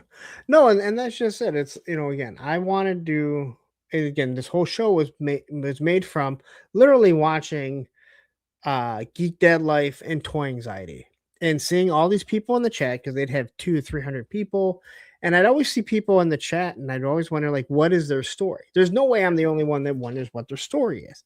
Correct. Obviously, as I did a channel, or I did my stream, I had already established myself by doing reviews. So I started off with, I don't know, Matthew could tell you, 19 to 23 people right away, which is still more than a lot of people get after a year, and it takes time. And as it grew and you get to 40 and 50 people watching, I always knew I wanted to know people's story. And I thought, hey, let's start doing a show where we get to talk to people that have supported me in one form or another, whether it's on Instagram, Facebook, in my regular life. And I've had people tell me, Yeah, I'm pretty boring. I don't think anyone wants to hear from me. I go, I don't care. I want to hear from you. It's my show. I want to hear from you and hear about you. And if no one wants to tune in, then no one has to tune in. I And mean, I that's want you guys to. I'm not telling people to leave. but that's an interesting thing. You make a point there, Larry, is because every single person's life is the most interesting life that you could possibly make into a movie. And it would be an incredible thing. The people that I've had on my show and talked to, some of their lives are just like, wow, I can't imagine some of those things. And maybe someone is watching this like, I never knew that about David. Those are incredible stories and stuff like that. So you cannot prejudge. Do not judge a person by their cover, because you don't know what they've gone through. You don't know the things that brought them to today, to this interview that you're having right now. Tragedy, love, loss, disability, school, bullying. You just don't know. And that's why I don't judge people. I let them stand for themselves. And I think that's a wonderful attitude that you have. And I love that attitude. And I try to do the exact same thing with my channel. No, and you really said it. Like everyone has their own story. Um, and again, it's to tell someone's story, and everyone's going to be different. Some people may be more boring than others, and again, I feel like, and probably because people have told me like, hey, you made me feel really comfortable. I had one person reach out to me afterwards, and he said, I really didn't think I was going to have much to say. I've gone through a lot this year, and I guess I really needed to say it. And I just want to say thank you. Like you helped me. You helped me say stuff that I didn't even need. I didn't even know that I needed to say. And again, I'm just some dumb toy tuber, right? Like I just had an idea. Yet I've seen people they've talked about, and we can't say the word, but trying to take their own life. And thank God they didn't. They were on the show. We've talked to people that have lost, children, which I can't imagine. Like I can't even imagine, nor do I even want to. Obviously, most people know that I've lost my mom. As I love to bring it up in the most inopportune time to make people feel uncomfortable. But people have talked about that type of stuff, and obviously divorces and wherever they've gone. And if someone doesn't want to talk about something, I'm not going to pressure someone. I want people to feel comfortable and discuss what they feel most comfortable talking about. And when someone, that's why before we started, I asked you, I said, is there anything you don't want to talk about? There are people that said, hey, I don't want to talk about being in the military. They don't want to talk about, serving on the police force. They have their reasons, whether it be good or bad or, you know, just indifferent. There's certain things people don't want to talk about, and cool. I was in the police academy for 6 months myself. After 9/11, I was like, what can I do to help the world? What can I do to be of service to other people, to help other people? And I thought, I need to figure something out. So I went and I researched, and I joined the police academy. I saved up, and this is where you have to go. It's not you're not joining the police. You're joining a school that teaches you how to be a policeman. And so I did that. Academy. We know how it goes. We all saw Mahoney. It's not like that at all. It's not like that at all. It's very tough. In fact, I was working as a chef and trying to have a life and going to school. It's a very difficult thing to do. I never fully finished my police academy time, and my people that are super duper close to me know the reason why. I'm not going to say that on here, but I never completed that. But I wanted to, and I wanted to serve and help people and be a better person and stuff like that. And so I have the utmost respect for the police force and people that are in the police force, anybody that's in that career. And I listen whenever a policeman pulls me over or whatever, for whatever reason. Sometimes it's for a ticket, sometimes it's for something that you don't even know. And I'm like, just listen to them, do whatever they ask you to do, and then whatever they need, they will ask you, and you follow and stuff. So I have very high respect for the police force and stuff like that, because I was in the academy myself for a brief time. I'm gonna break the news right now. The reason why he did not graduate from the police academy was because, unlike Hightower, he could not deadlift a car and roll it over. It was Hightower, right? Yeah, I think so. Yeah, but that's not the reason why I didn't complete the police academy. It was a medical reason, but a completely different medical reason than that. But that's a Um, good reference, though. all right. I love that part. He went to Michigan State, believe it or not, football Oh player. wow. Yeah, I don't know why I can't think of his name. I've met a lot. I've met probably 5 or 6 of the people from the cast of Police Academy over the years, and they're wonderful. Most of them are really wonderful. The guy that does all the voices, he's just incredible how he does that. It just comes out of him, just flows out of him. Oh Um, yeah. Anyway, Jim Smith here says, just stop by quick to say hi. Have company visiting from out of town. We'll catch a replay. Well, thank you very much. I appreciate it and have fun with your company. All right. So you're a chef, and then you decide, hey, this is impeding on my life. I'm working weekends. Anyone again, I my first job was Ponderosa, and I was a cook there. Way different than a chef.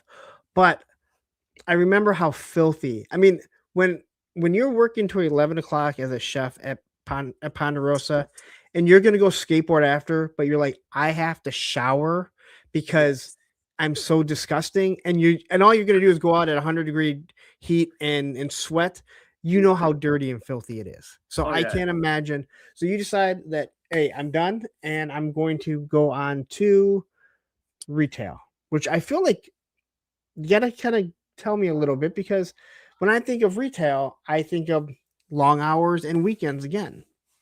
It's not. It's a much more structured scheduling. You know, you just work your 8 hours and you get to go home. You can ask for time off. You can ask for vacation. You can have flexible hours depending upon the position that you want. You have to communicate with the powers that be and stuff. And because of being a chef, I was in management in restaurants. I was a manager. A chef is basically a manager. We do scheduling. We create the meals. We deal with customer service. We deal with upper management and staff. So we were managers. So I was a manager at all the restaurants that I was a chef at. And so I got into retail in the management world. And I was in Walmart management for 20 years. And I just got out of it myself recently. And I also did management for other companies as well. In Toys R Us, I was a manager. I've worked at several comic stores in a managerial capacity. And so I've tried to stay in touch with the things that I love. So as a manager, I tried to be in the toy department or that realm in that area as much as I could. I wasn't always in that realm. If I got promoted to another area, maybe I got promoted to a food service area and I was a manager in those areas. Any area that I felt comfortable that I could have a good experience with and teach and be able to bring something to that field. One of the fields of culinary that I always was very interested in is the health of a restaurant, like being a food inspector. I always thought maybe I missed my calling. I should have been a food inspector, and I would have maybe saved a lot of lives that way, because every restaurant I went to, I was like so strict on food health and cleanliness and things. And we had an inspector in Volusia County, where I am in Florida, and his name was Laval. Whenever he found out that I worked at a restaurant, he would tell the owner, "You're so lucky you got this guy working for you. He's going to keep you out of the black or keep you in the black, and you won't be shut down," because he was a very strict food inspector. But I knew what was right and what was wrong. And so I always felt I missed a calling there as a food inspector, but you can't go back in time and stuff like that. So I in the food service of Walmart, I was always very strict and followed regulations and always get very high marks for inspections and walks and things like that with the store manager and the other district management and stuff like that. So I was able to bring something of my experience as a chef to Walmart in the food service areas. And then my collecting ability as a toy expert, and I could bring to the toy department. And then when I worked as a manager at Toys R Us, I could bring that experience to that as well. And in the comic stores that I was a manager, I could bring my experience as a comic book collector and a toy collector and all my communication skills as well. So I've always tried to pick jobs where I could take things about myself and kind of put it into the work that I was doing. So I was happy with that work and I enjoyed that work. You can't control other people above you. You'll never be able to control that. So you have to be very careful about that sort of stuff. But everything else was fun. Yep. Okay, so you go into your retail and you're doing this. Now you somehow at some point get involved with conventions, correct? Correct. So what was the first convention you got involved with? Well, I've been going to conventions since I was a young teen. I would say about 16 years old. I've been going to conventions in Florida, and they were like Star Trek conventions and comic book conventions. We had a bunch of them in Central Florida here that I went to. The Star Trek ones were called Volcons. They did it for 20 something years. That were Star Trek conventions. We went to conventions called MegaCon. I don't know if you've ever heard of MegaCon, but it used to be a one-day show that had comic book artists and writers and some superhero celebrities of the age from the 80s, 70s, and 60s that they would bring there, and fun TV shows like they would bring Kit from Knight Rider, or you would see people from the A-Team, or people from Lost in Space, or people from the old Fleischer Superman TV show like George Reeves, or Green Hornet, Van Johnson from Green Hornet, or Adam West from the 66 Batman. So they had a show like that, and it was called MegaCon in the early 90s. And then another show that was similar called FX Con. And I would go to these shows regularly, and the Star Trek shows, and then I branched out and I started going to conventions in Georgia, Atlanta, Dragon Con, and in Charlotte, North Carolina, Heroes Con. And I learned a lot of how these shows were run and what people wanted and what people didn't like and how they worked, and the positives and negatives. And so when I got into the G.I. Joe community and we were launching a new Joe show to take over from Joe Con, we wanted that family atmosphere, that friendly atmosphere, and our brotherly atmosphere. So when JoeFest was created, Ed asked for volunteers, and he said, I need some people that are passionate that can help me, because I can't do everything myself. And so we grew a nice little team. And as the shows went on, I realized I can offer a lot more advice and insights. And so I did, and he took my advice and he took my insights, and I helped him grow the show. And because of my forward personality of talking to people, he kind of seeded a lot of those conversations to me where I could help people. And he created a nice group of people, and he's got a good team there. And I'm one of the managers now. Me and Jeremy Mace are the two managers with Ed and his wife, Lauren Schumacher. And we're the four people that really run the show. And then we have a couple of team leaders. Like we have a team leader that deals with all the technical issues in the panel room. We have someone that deals with the technical issues of the load in and load out of vendors.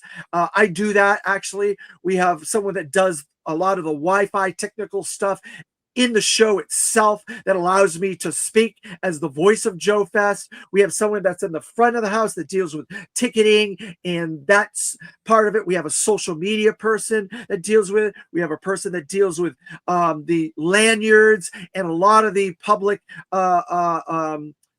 presentation of the show. So we have a really good team. And then we have someone that deals with the volunteers, the door person, Rabbit, and he does a fantastic job with that, having volunteers at the different exits and stuff like that.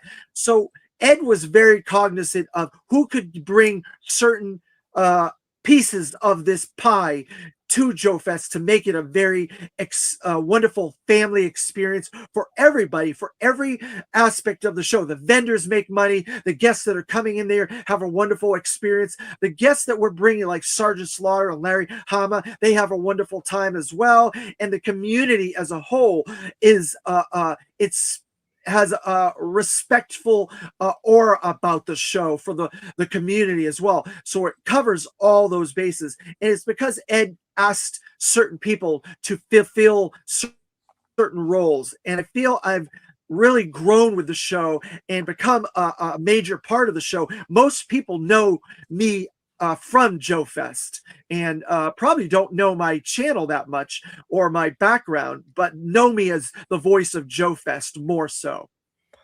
Clint Jorgensen says, "Who is the person in charge of keeping the humidity low outside?" Unfortunately, God is.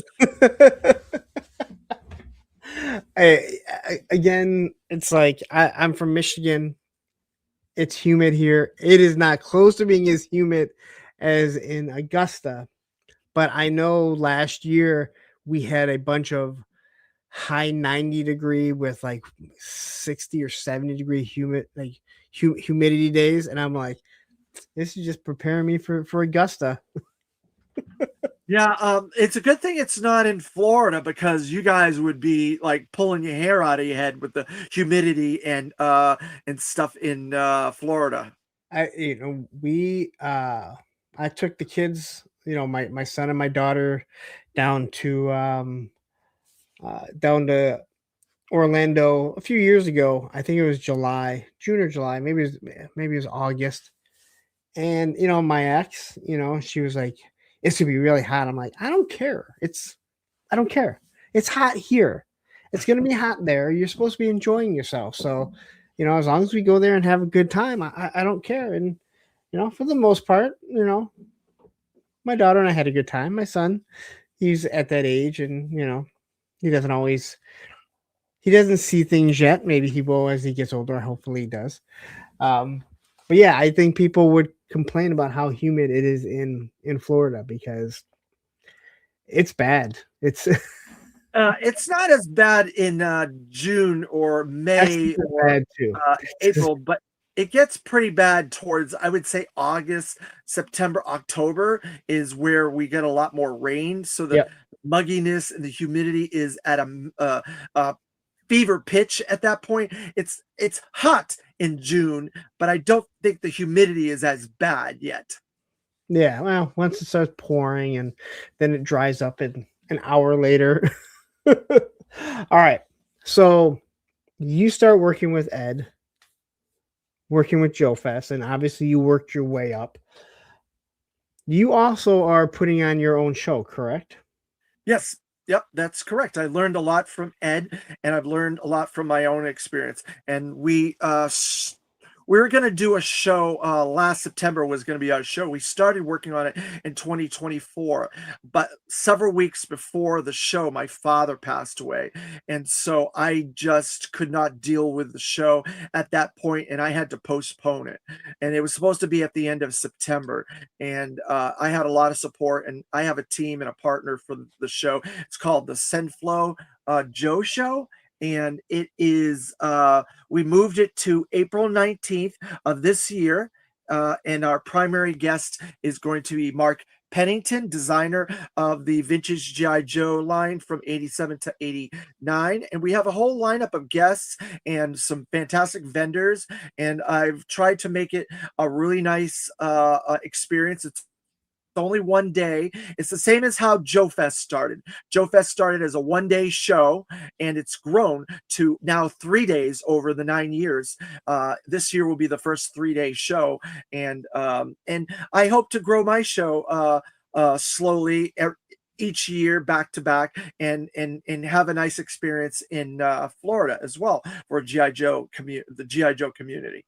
Now, are you No, for the show, are you trying to make it Joe centric, or are you just gonna try and make? Because it feels like Joe Fest is, he has the Augusta Toy Show now in that label.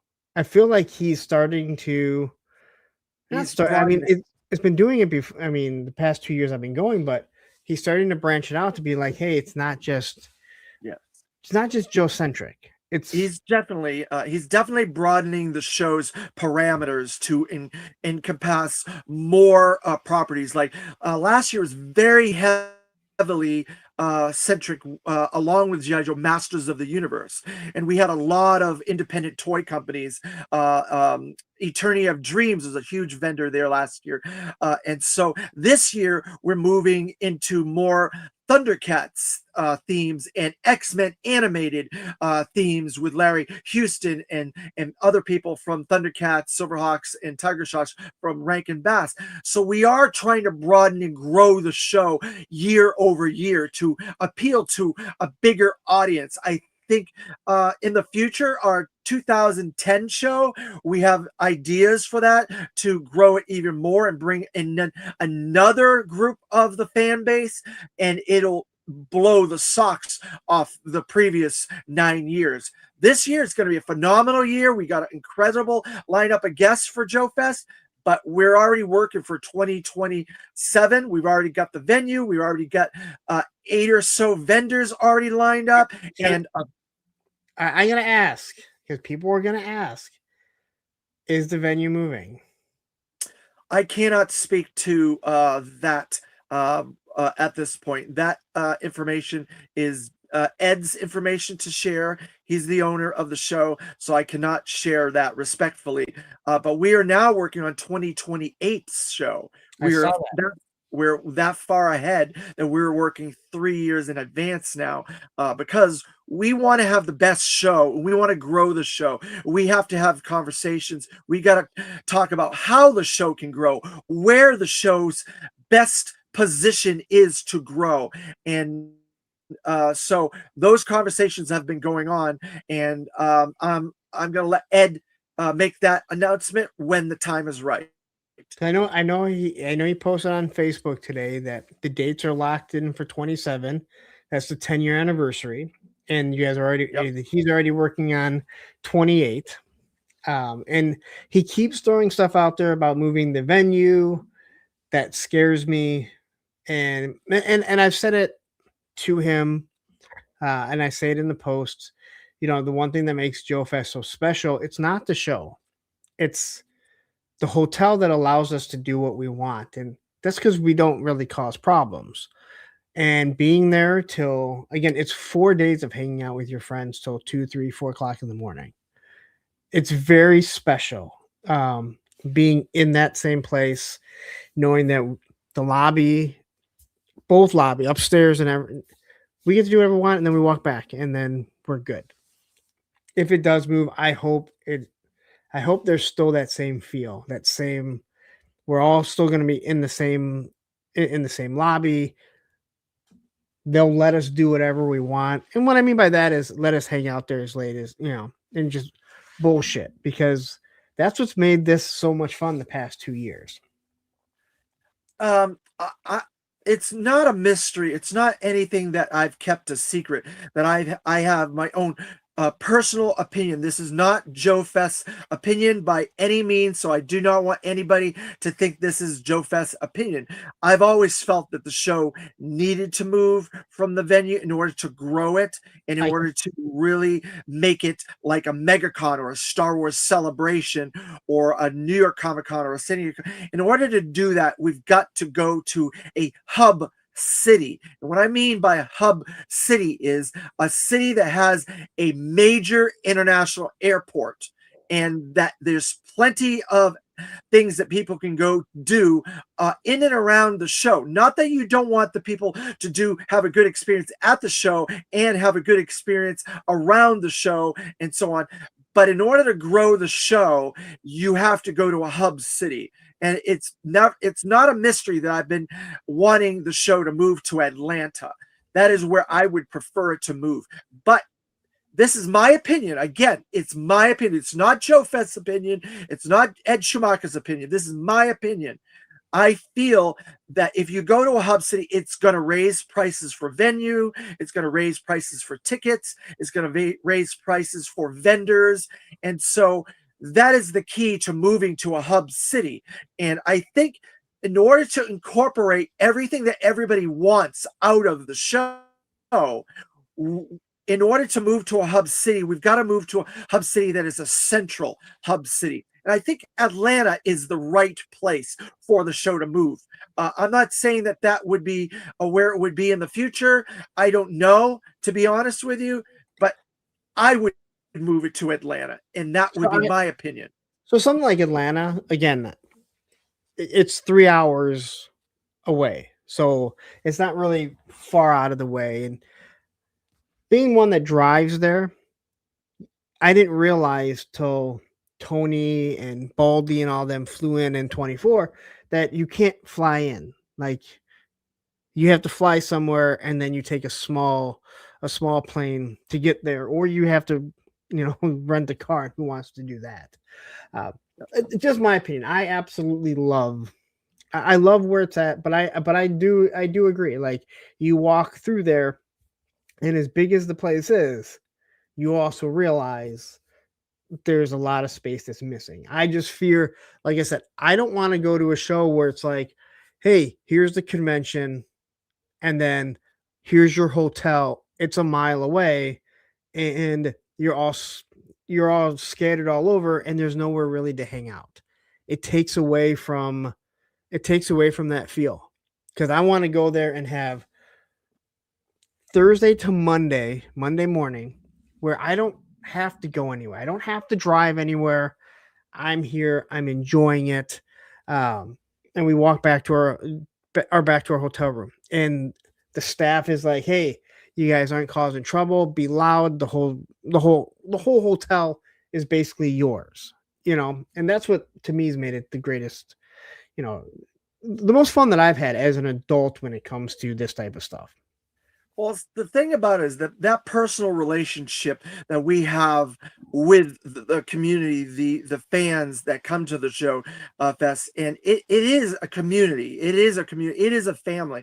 Like I said, we all know each other. Everybody knows everybody in this community. It's a pretty niche community, and so getting all of us, it's like I kind of equate it to the like the Flintstones, like they go to the Shriners and stuff like that. It's our Shriners. It's like our time of the year where we get our friends together and all of our community together, and we come together and we can enjoy this, and we can talk to Sergeant Slaughter, we can talk to Larry Hama, and we can talk to the comic creators and the toy creators and the voice actors, and we can buy cool toys, we can interview people, and we can look at the hottest new customs and cool independent third-party companies and really have a good time. And they've really engendered that feeling with JoeFest over these 9 years.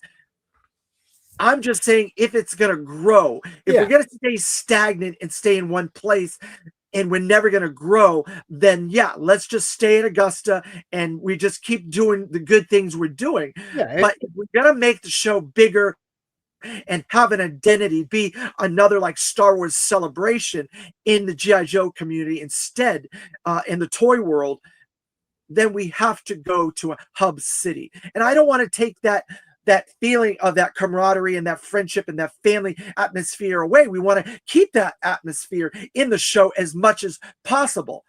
But we have to look to the future and try to see where we can expand. I agree with you, because it's just like doing YouTube. And when I would try and talk to people and say, hey, maybe you should try this. This helps you grow. I don't care about growing. Well, I remember early on talking to Matthew, and I said, is it wrong that I don't want to be talking to 12 people in a year or two? And he said, not at all. Quickly, I do want to address what Tatsi says. He says, would Hasbro have an exhibitor if it moves to Atlanta? From my understanding is the G.I. Joe team is more than welcome. It is on Hasbro that has decided that they're not going to, not just JoeFest.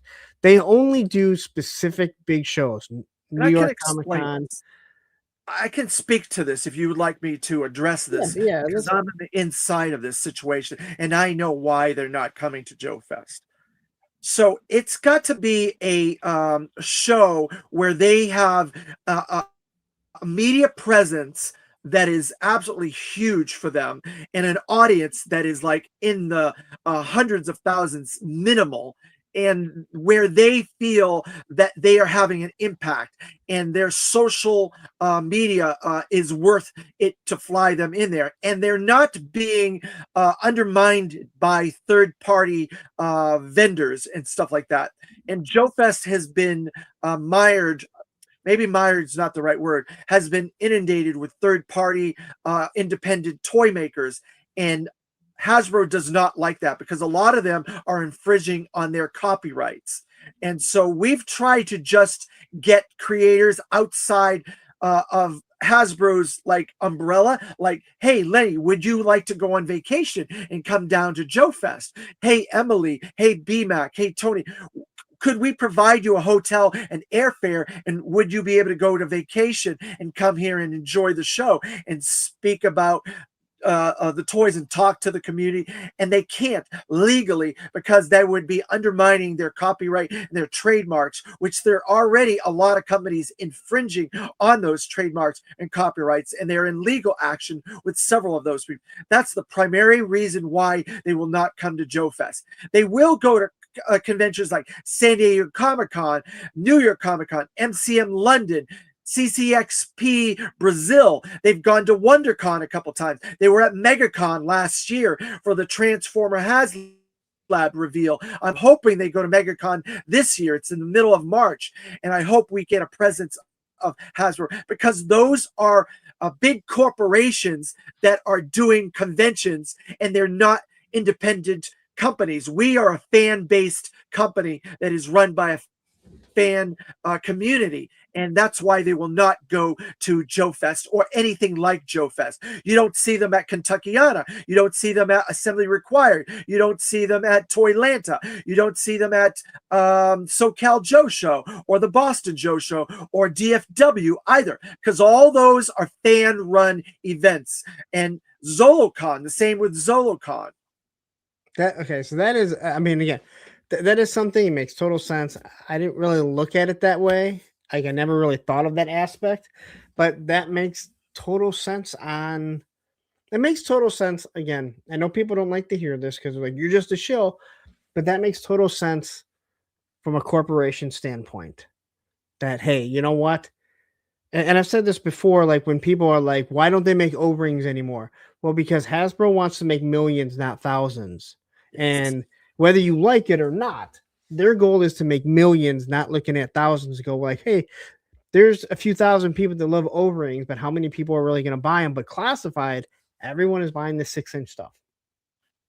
Yeah, they are. The profit was up I think 7.2 or 7.3% based on what Chris Cox said in the Toy Book review for last year at the last quarter. And the way that retail works is it goes from February 1st to January 31st is the fiscal year for retail. And you may think this is weird that the retail world starts its year in February. It's because Christmas is the last quarter of the year, and that's where they have to make the most of their money, is that last quarter. And it's November, December, and January. Christmas and all that stuff is that quarter, and that's why that quarter was their strongest quarter. And I can go into a little bit of reasoning why that quarter was so successful.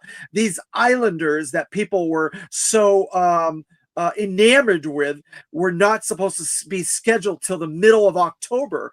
These Hasbro Toy Islanders, they did 500 of those nationwide that was supposed to come out. They weren't supposed to come out till middle of October, and they sent tons of product for those Islanders, specifically G.I. Joe, Transformers, Explain. Legends.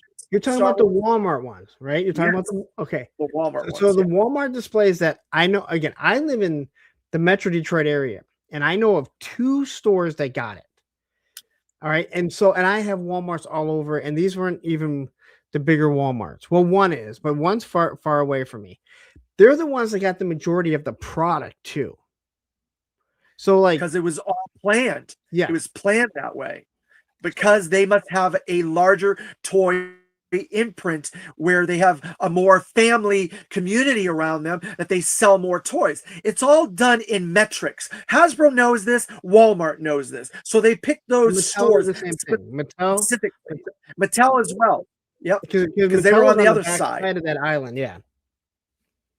Yeah. So it was both of those companies. So they had to do that to increase the toy buying power, because toys have really taken a hit in retail at the store level, in person level, since COVID. It's really been bad. Trust me, I know this because I worked as the toy manager for Walmart and for Toys R Us, both.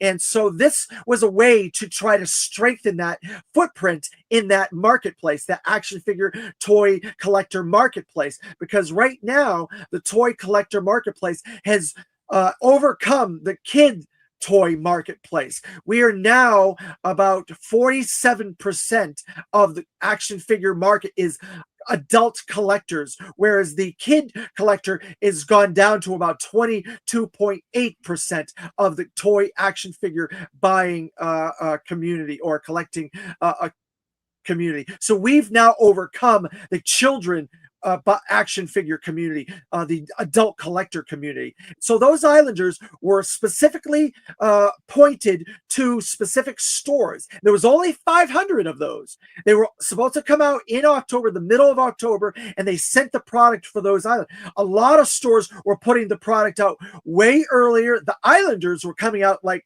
at the end of September, when they were never intended to do that. And that's because a lot of the Walmarts don't understand the toy buying market. They have a lot of people in those stores that could give a rat's butt about toys. And it takes passionate people like myself that worked at Walmart, that cared about the toy community, that understood the toy community and helped the toy community, to be in those stores to make sure that initiative. And they used to have vendors that would come in and work their product. Mattel's never stopped. Jakks Pacific never stopped. Lego, they stopped, and they would have them occasionally. Hasbro stopped over the last 3 or so years bringing those vendors in to work their product. They just brought them back this year because they realized they were taking a hit on their product, and they needed to get those people in there to put that product out on those initiatives. And so they just brought that back recently this year. And those Islanders was a big part of that initiative. And that's why the profit was 7.2 or 7.3 in the positive, whereas the last several years, it was in the negative. That is interesting. And I mean, that is, and I like talking about the stuff. I do my best to understand it. Again, a lot of people don't realize that sometimes when you talk about something, you're not talking about it from, and again, I have this ability to do stuff like this where I can take my own personal feelings out of a lot of things, most things. But it's like, I'm not talking from what I want, but I'm talking from what a corporation is looking to do. And why, and as a kid, this is the reason why Hasbro does it. That's not true. That doesn't make it. Does make sense. You're looking at it from your point of view of what you want. And guess what? That's a personal. Yeah, you don't want me running G.I. Joe, because I would have never done Cobra La, because I think it's stupid. I mean, I buy it, don't get me wrong, but there's people that like it, right? I like it. Yeah. And so it's like, there are people that like it. And when you go in and all these people, it's like, I just want to get the OG-13 and be done. That's the reason why they haven't given it to you. Because you branch it out. Because you want those people that only want the OG-13 to stick around and maybe be like, you know what? I only came in for this, but you've kept me around and I really enjoy it. I've come to enjoy the property and the new things that you're creating. There's a reason why it would be a death sentence if they said, hey, this next year is all new characters. It'd be a death sentence. Because how many people would go, we've already heard people complain about it. Hell, we've heard people complain about Don Moreno, who is an established character in the 13 continuity, complaining years. about it. For 13 years that character's existed. She never had a figure at Hasbro. Not once. They've done some statue through Diamond Select of her Japanese statues, but never an action figure. Hasbro has never released that character ever. It's taken 13 years. This is the very first figure we've ever gotten of that character. It's a fantastic Latino character that's female. It covers so many bases. It's Snake Eyes. It's Latino. It's female. It's Joe. Give me a break, people. You know, we put our personal feelings into so much of this stuff, and that's fine. You can have your personal feelings and love whatever you love, but Hasbro's a billion-dollar corporation, and they've got to look at it with the metrics of, okay, we think this is going to do well because the vocal minority doesn't speak loudly enough. The silent majority is really what's carrying this line. And you can tell by the sales and stuff and what is left at retails when people are doing Ross Cons and Walmart clearance runs and so on. What is the stuff that's there? It's not like your favorite character. It's stuff that, you know, people didn't really care that much for. As much as I think it's phenomenal, like Buddha. Buddha is a phenomenal figure. I just did a review earlier today of that figure. Phenomenal figure, but not a lot of people know who Buddha is. That's why there's a lot of Buddha left at clearance. This Desert Scorpion. That was a 90s figure. Not a lot of people know who the Desert Scorpion is. That's not the peak era of G.I. Joe. The peak era of G.I. Joe was 83 to 86. Those are the peak years. If you look at the metrics that Kurt Bazzigan shares over the years and talks about at conventions, those were the peak years. They picked up a little bit in the 90s when they started throwing everything at the wall and putting out everything and trying to get a little piece of every pie. Ninja, you know, superhero, dinosaurs, eco. They threw everything at the wall. So the 90s picked up a little bit.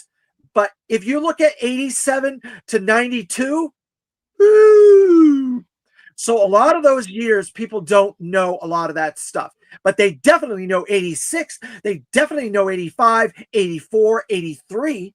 Even the OG 13 is a little less. Only those original guys are the OG 13 guys. And I think that group is kind of dying off a little bit.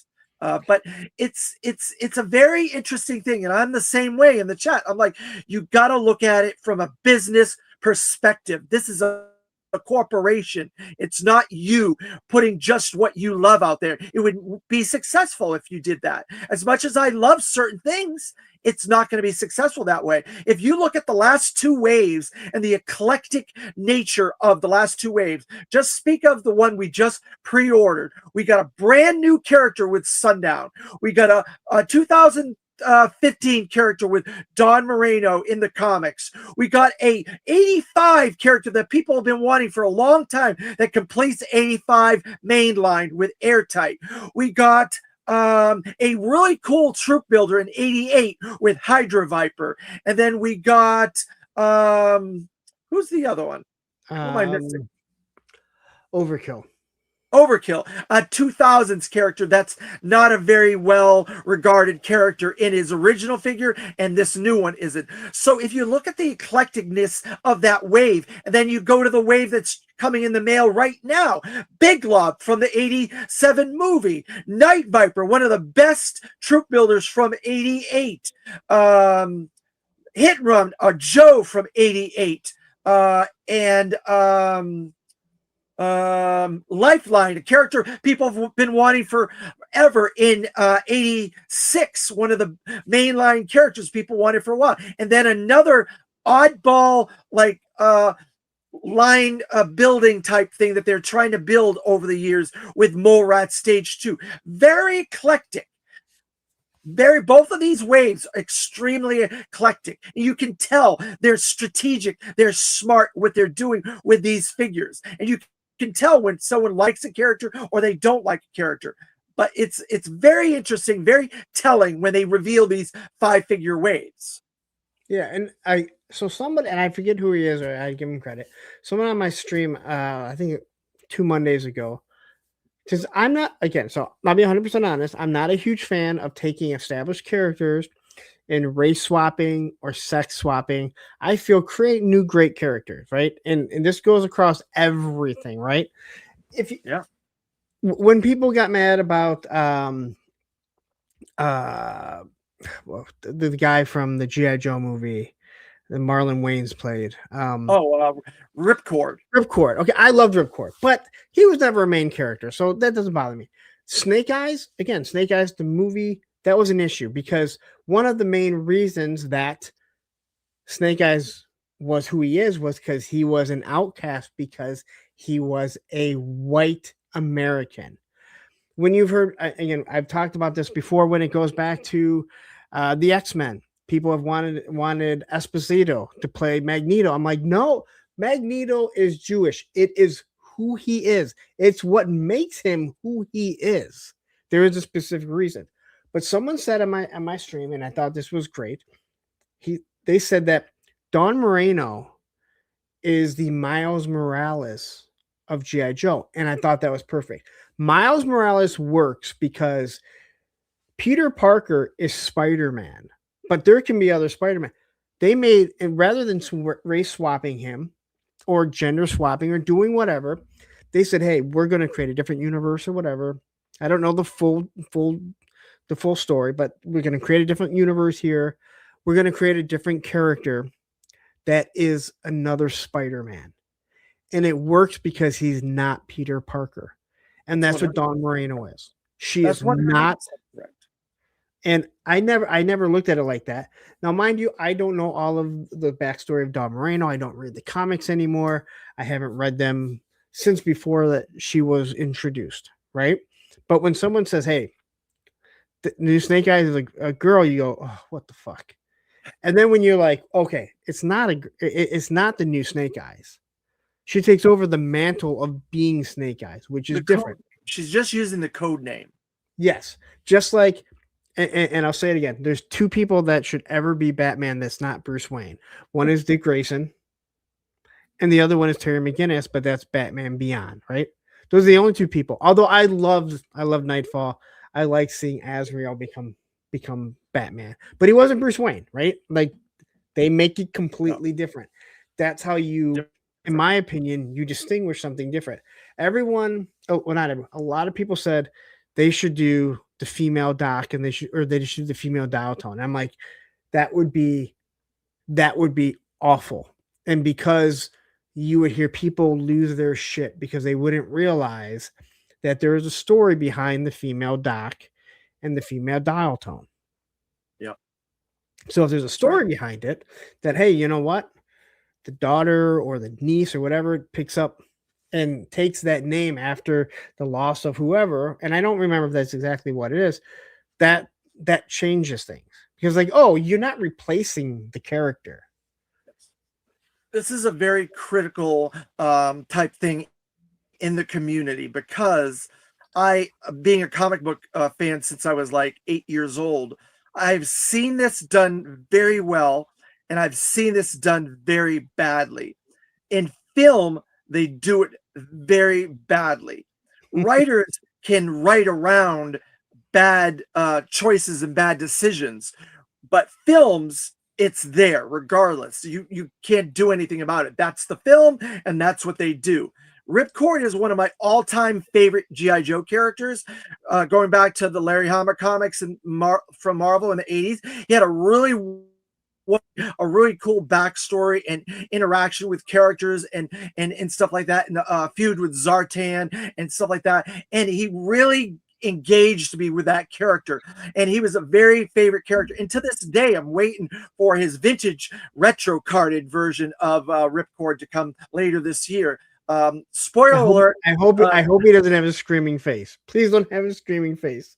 I hope not either. I hope they learned the lesson with Crazy Legs. But if you tell a story the right way, you can do what they did with Miles Morales. When they created the Ultimate Universe, which is called the Marvel's second universe, the Ultimate Universe, they started with Peter Parker. They built Peter Parker, but they added new characters to his world, and those characters graduated to becoming Spider-Man, and then they became their own characters in their own right, and stuff like that. The same with Gwen Stacy, who is a different character in the main Marvel universe. In the Ultimate Universe, she became a Ghost Spider and stuff like that. When you take a character like that Spider-Man, Blue Beetle, they changed Blue Beetle over the decades. He's been around for 75 years. But when you change it and you create a brand new Blue Beetle, you make him Jaime Reyes, and he has a different set of skills and a different sensibilities. Then you create a character for somebody else. And I love that about Sundown and Dr. Rotclaw, where Sundown is a Mexican and Rotclaw's from South Africa, and they made Dawn Moreno, who's a Latino female, and G.I. Joe has never been bad about this. They've always had a character for every single person. Before it was a cliche or public thing where you had to be woke or whatever. G.I. Joe had somebody for everybody. There was blacks, there was Asians, there was disability people with handicaps, there was females, there was older characters, there was younger characters. There was a character for every walk of life. Whoever your first character was your character. And I love that about G.I. Joe. And Larry has encouraged that in all the years that he's been writing G.I. Joe. He's created like Malto, and he's created Dawn Moreno, and he just created RC and Downrange, and he's created Sherlock. Sherlock was a cool detective character that was a black female with a missing leg. So she was handicapped, and he knows how to write those type of characters the right way. Major media does not know how to do that properly. They've never been able to do that properly. They should take more cues from the comic world.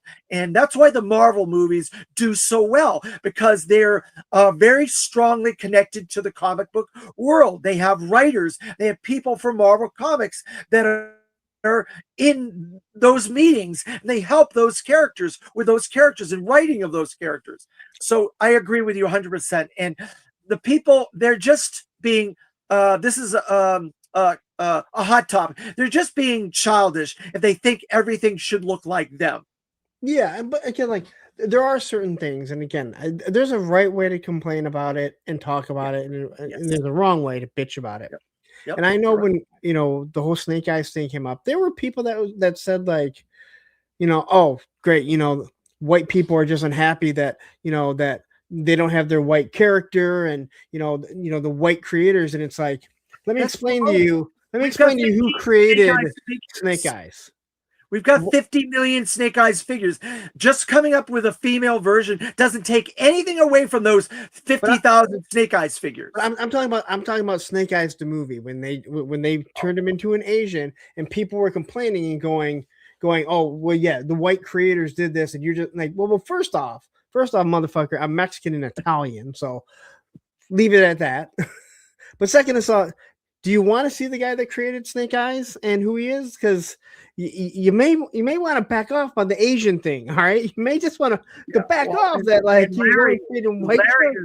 Larry was a big proponent of that. He was involved in that decision. Why do you think in the comics he speaks now? The regular Snake Eyes can speak now because Larry wanted to change that. And that's what I said earlier. Writers can write around these issues and write around these problems. And Larry did it. He wrote around that issue with Snake Eyes' voice, and now he speaks in the comics. Oh, so I don't read the comic anymore, so I did not know that. Yeah. So, spoiler alert for everyone that doesn't read the comic: Snake Eyes can talk now. He has one of those voice boxes for those people that smokes for so long.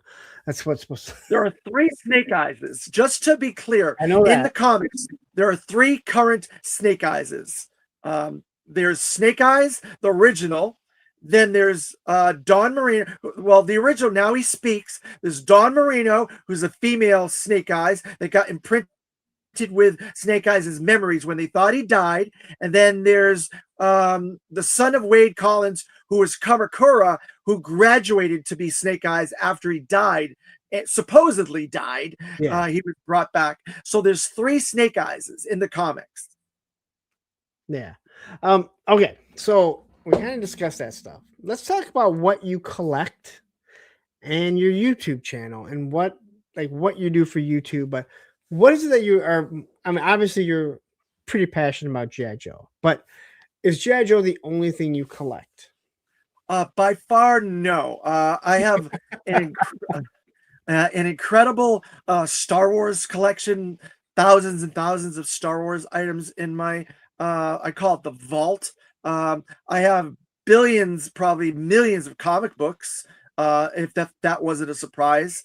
I am a very big movie buff, so I got millions and millions of movies, animated shows, and TV shows and stuff like that. I've turned my garage into a theater, so I now have my own personal theater, and that's where I do a lot of my videos. That's why I am right now doing my YouTube channel through here. And I collect a lot of eclectic things. Like I'm a big and whatever you feel about Brian Flynn, I do like a lot of the products that Super 7 makes. I get Thundercats, I get Silverhawks, I'm getting the Tiger Sharks, I get the Reaction Plus, I got Reaction from them as well. And I got a couple of odds and end things like Micronauts, I'll be getting Visionaries, I got some of the gem stuff. I'm also a big Star Trek fan, so I have a large sci-fi collection as well with Star Trek Babylon 5. I'm a big comic collector, so I buy a lot of DC action figures and Marvel Legends action figures. I have huge collections on both of those sides of my my comic book library. Then I'm also a collector of a lot of odds and ends stuff. Like I'm a big Doctor Who collector. I love The Wizard of Oz, so I have collections of both of those. So I have quite a lot of stuff. I have to pick and choose. Right now, I've been very cherry picking Star Wars and only getting new original type characters in Black Series in the vintage line, and not getting all the stormtroopers and not getting the things that they've done a million times. So I'm only getting particularly original type things in Black Series and vintage. And I've been getting specific things in Marvel Legends as well, because I have a huge Marvel Legends collection going back to the very first Marvel Legend. So I've been collecting that for 26 and a half years. So I don't need to buy every Marvel Legend. So I cherry pick that. And our DC collection, I'm cherry picking that as well and getting specific things as well. So I'm all in on G.I. Joe. I'll get as much as I possibly can and afford. Like I get the Renegade Games Studios, a lot of their merchandise. I buy a lot of the Super 7 G.I. Joe stuff. I buy a lot of odds and end things like shirts and memorabilia in the G.I. Joe world as well. But I buy 2 of every classified, one to open for my my channel, the G.I. Joe New News review. And when I do classified reviews, it's the G.I. Joe New News classified review. When I do G.I. Joe comics, it's the G.I. Joe New News comics review. And when I'm just doing news and normal interviews and stuff, it's the G.I. Joe New News review. So hopefully that answers all your questions. How do you display your stuff? I have many different ways to display. But I mean, is it all in one room? Again, I'm a single guy. My house is I'm assuming, so I can put anything where I want. Like nobody is there to tell me. But how do you display everything? And you have a lot of stuff, it sounds like.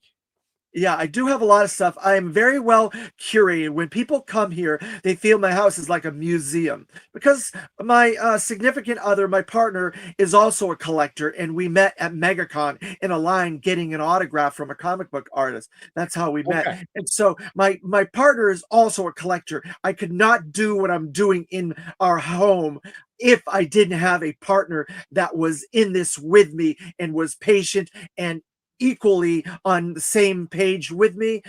If I was married to like a woman or whatever, I may not have that, but my partner is right there with me, lockstep and barrel, helping me along the way, encourages my YouTube channel, encourages my convention, encourages my collecting, and I encourage his collecting and the things that he does. So our entire house has a theme. Every room has a theme. We have a library, we have a comic book library, we have a theater, we have different themed rooms, a Marvel room, an 80s room, a DC room, a sci-fi room.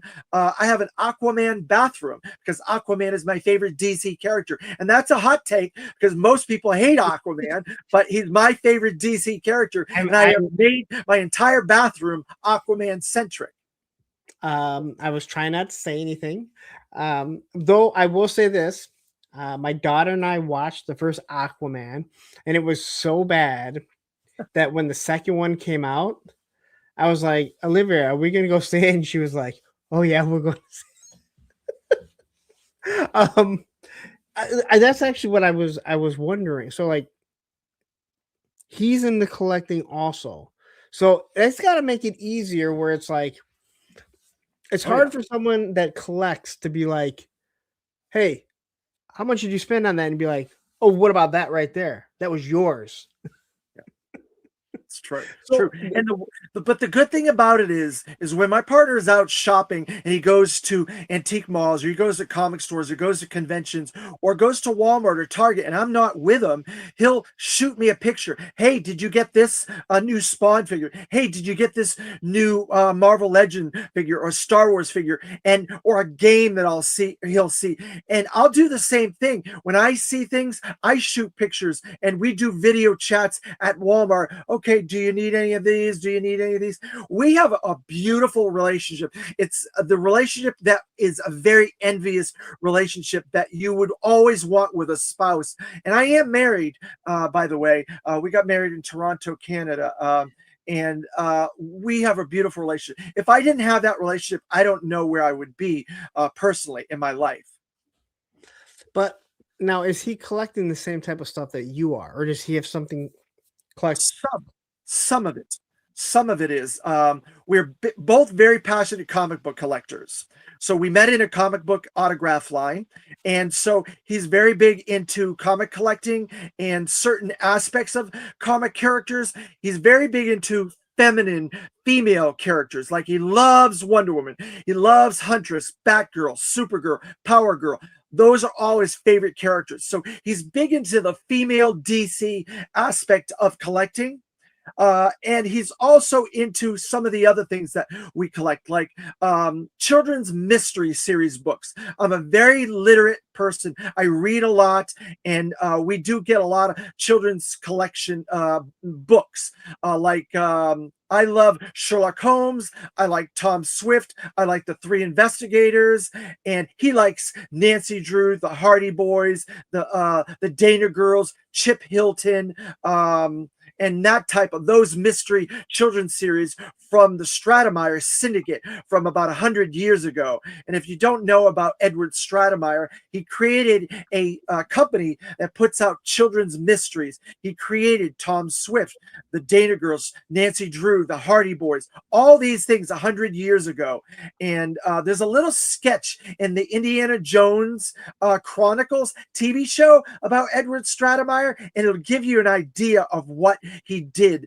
And we're coming up on 95 years for Nancy Drew and 100 years for the Hardy Boys creations. And we're both into the Wizard of Oz for L. Frank Baum. So we both collect books and memorabilia from that. And we both collect comic books, Marvel and DC Comics together. I mean, you said you got married in Toronto, which is Canada. And the way you explain, you're not married to Gady's Toys, are you? No. Do you know who Gady's Toys is? I've had him on the show. He's fucking hilarious. Like yes, everything you explained, I'm like, Andrew's not married. Everything you explained, I was like, all right. All right. So where do you see like what are you looking for from your YouTube channel? I'm trying to get to a nice comfortable spot. I always say to my chat, we're moving forward very methodically. Every 50 or 100 subs we get, I'm trying to get to around 1,000. A nice community where I can interact with my chats and help them out, because a lot of them sometimes will come to me, hey, do you have this, hey, that, and I can sell them some of my triplets and quadruples of classified that are getting into this right now. There are new people getting into this, Yes. and they asked me advice, and they were like, where can I start, because this is overwhelming for me? And I give them advice. I'm like, you got to take it bite-sized pieces at a time. So I recommend they start with retro carded figures.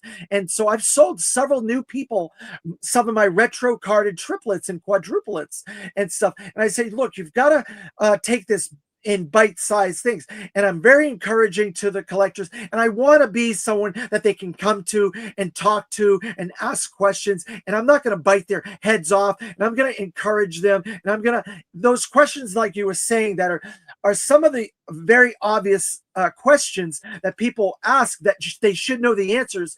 I'm like, well, you know, that information is out there, but here, let me help you. Let me give you the answer to that. And they like that. They like that I'm respectful and I help them, even though the answer is obvious. Because some of them are like, oh, I should have known that. I should have known that. And they come back on themselves and like, oh, okay, you know.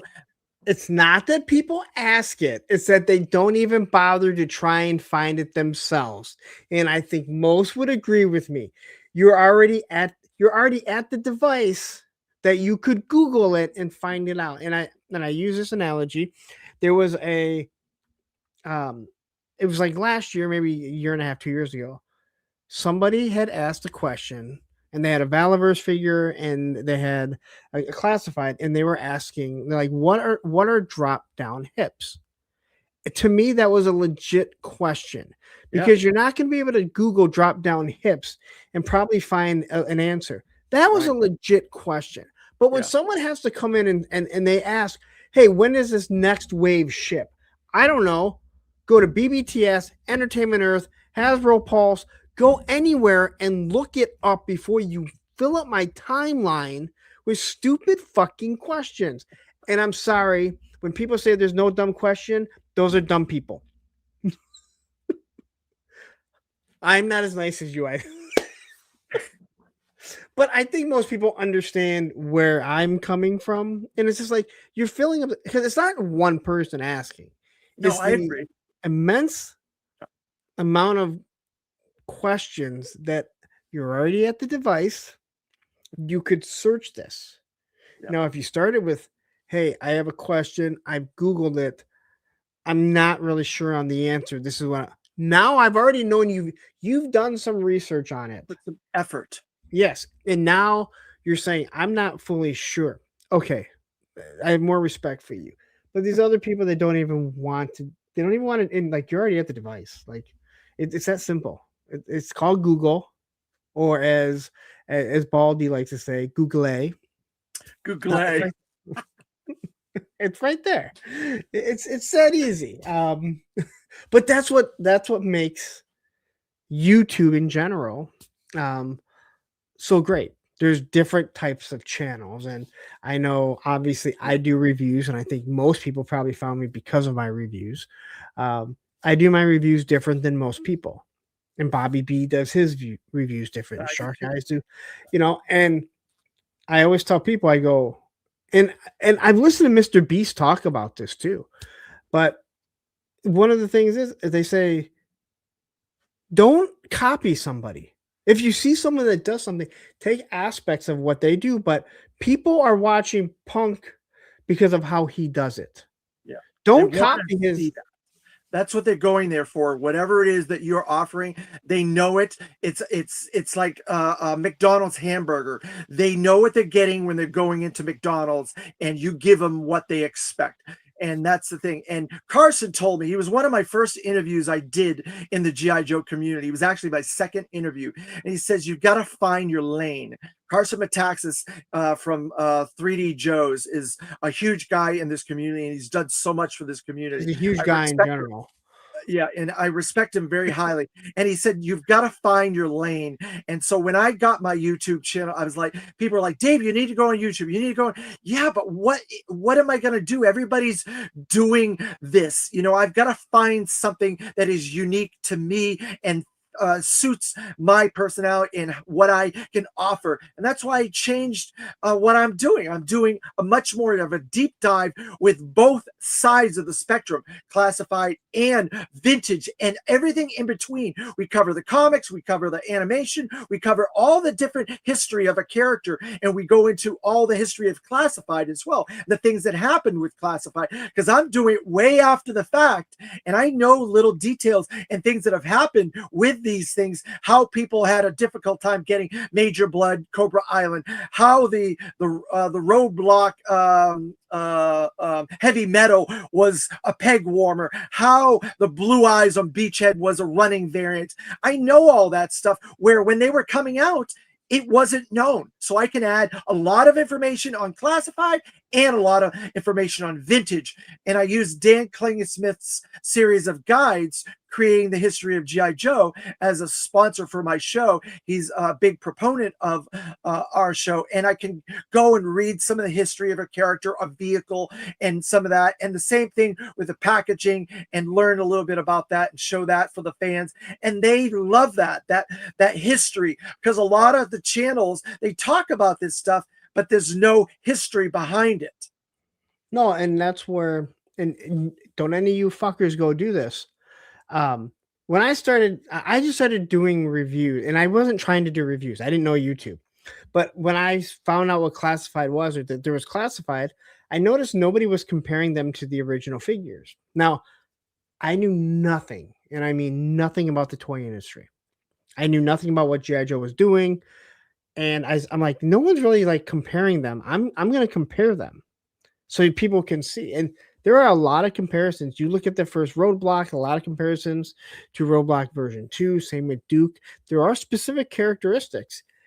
And then as I started growing and started learning more, I kept doing it. Now, I was shocked to find out very few people, actually nobody, does reviews and compares them to the original O-rings. And I only did it because I already had them. I do. Yeah, but you're telling us, like, you're telling a whole story of other things. Like, I'm just comparing the two, and I continued to do that, right? And it was twofold, right? It was me getting my old stuff out and getting to look at it. It really taught me to see how many details are put into the original Real American Hero. It's also caused me. I can't say caused me. It also forces me, or it gives me incentive when I know a classified is coming and I don't have the figure, to go and see if I can find one at a decent price. So I could help grow that collection also. But nobody was doing it. And like I said, if I tuned in and I saw someone doing a review and they were doing it exactly like mine, if I notice it, other people are going to notice it too. Now, I'm sure there are a lot of things that I do that people say, I really like this, what he does, but I don't like him, or I don't like how he does this. And, or the people say, and I've had people say, you could have done this in 5 minutes. You're right, I could have. Go watch Bobby B. He does a wonderful job in a much shorter time than I do. But you know why I do, and I tell everyone exactly why I do it. First off, I don't like editing. 2, I got called out. I got called out about it. I got called out that I already knew that the cover girl had a broken arm in it, because I made a reference to it before I opened it up, and I didn't even realize it, but her arm was broken. And I'm not going to do this anymore. I'm going to show you firsthand exactly what I'm dealing with. And that's why I do it. And some people do it that way, but I'm like, I tell everyone, I go, get your own style. Take aspects from Bobby B, Shark, me, whoever, but don't copy it. I have no idea who this guy was. I cannot remember who it was, but I was scrolling through YouTube, and I come across this YouTuber, and I sent it over to Matthew, my moderator. Again, I can't tell you who it is.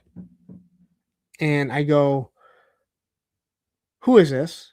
And he looked at it and he goes, man, That's Toy Galaxy. Now, it wasn't Dan Larson, but this guy, he set his chair up like Dan Larson. He talked like Dan Larson. He dressed like Dan Larson, and he did a topic like Dan Larson. But it was the biggest copycat that I had ever seen. And I was just like, I would never watch this guy, because if I want to watch which is Secret Galaxy now, is Toy Galaxy at the time, I'm going to watch Dan Larson and Toy Galaxy. I don't even know if that guy did good research or had a good channel, because all that I saw was somebody, and you can't say that he wasn't copying Dan Larson, but he was completely copying him. Why do I want to? We call that a clone. Yeah, and I don't want to watch. I don't want to watch somebody else. I've heard Mr. B say, "Hey, there is a YouTuber that he directly copies what I do, like word for word," and he goes, "No one wants to watch that."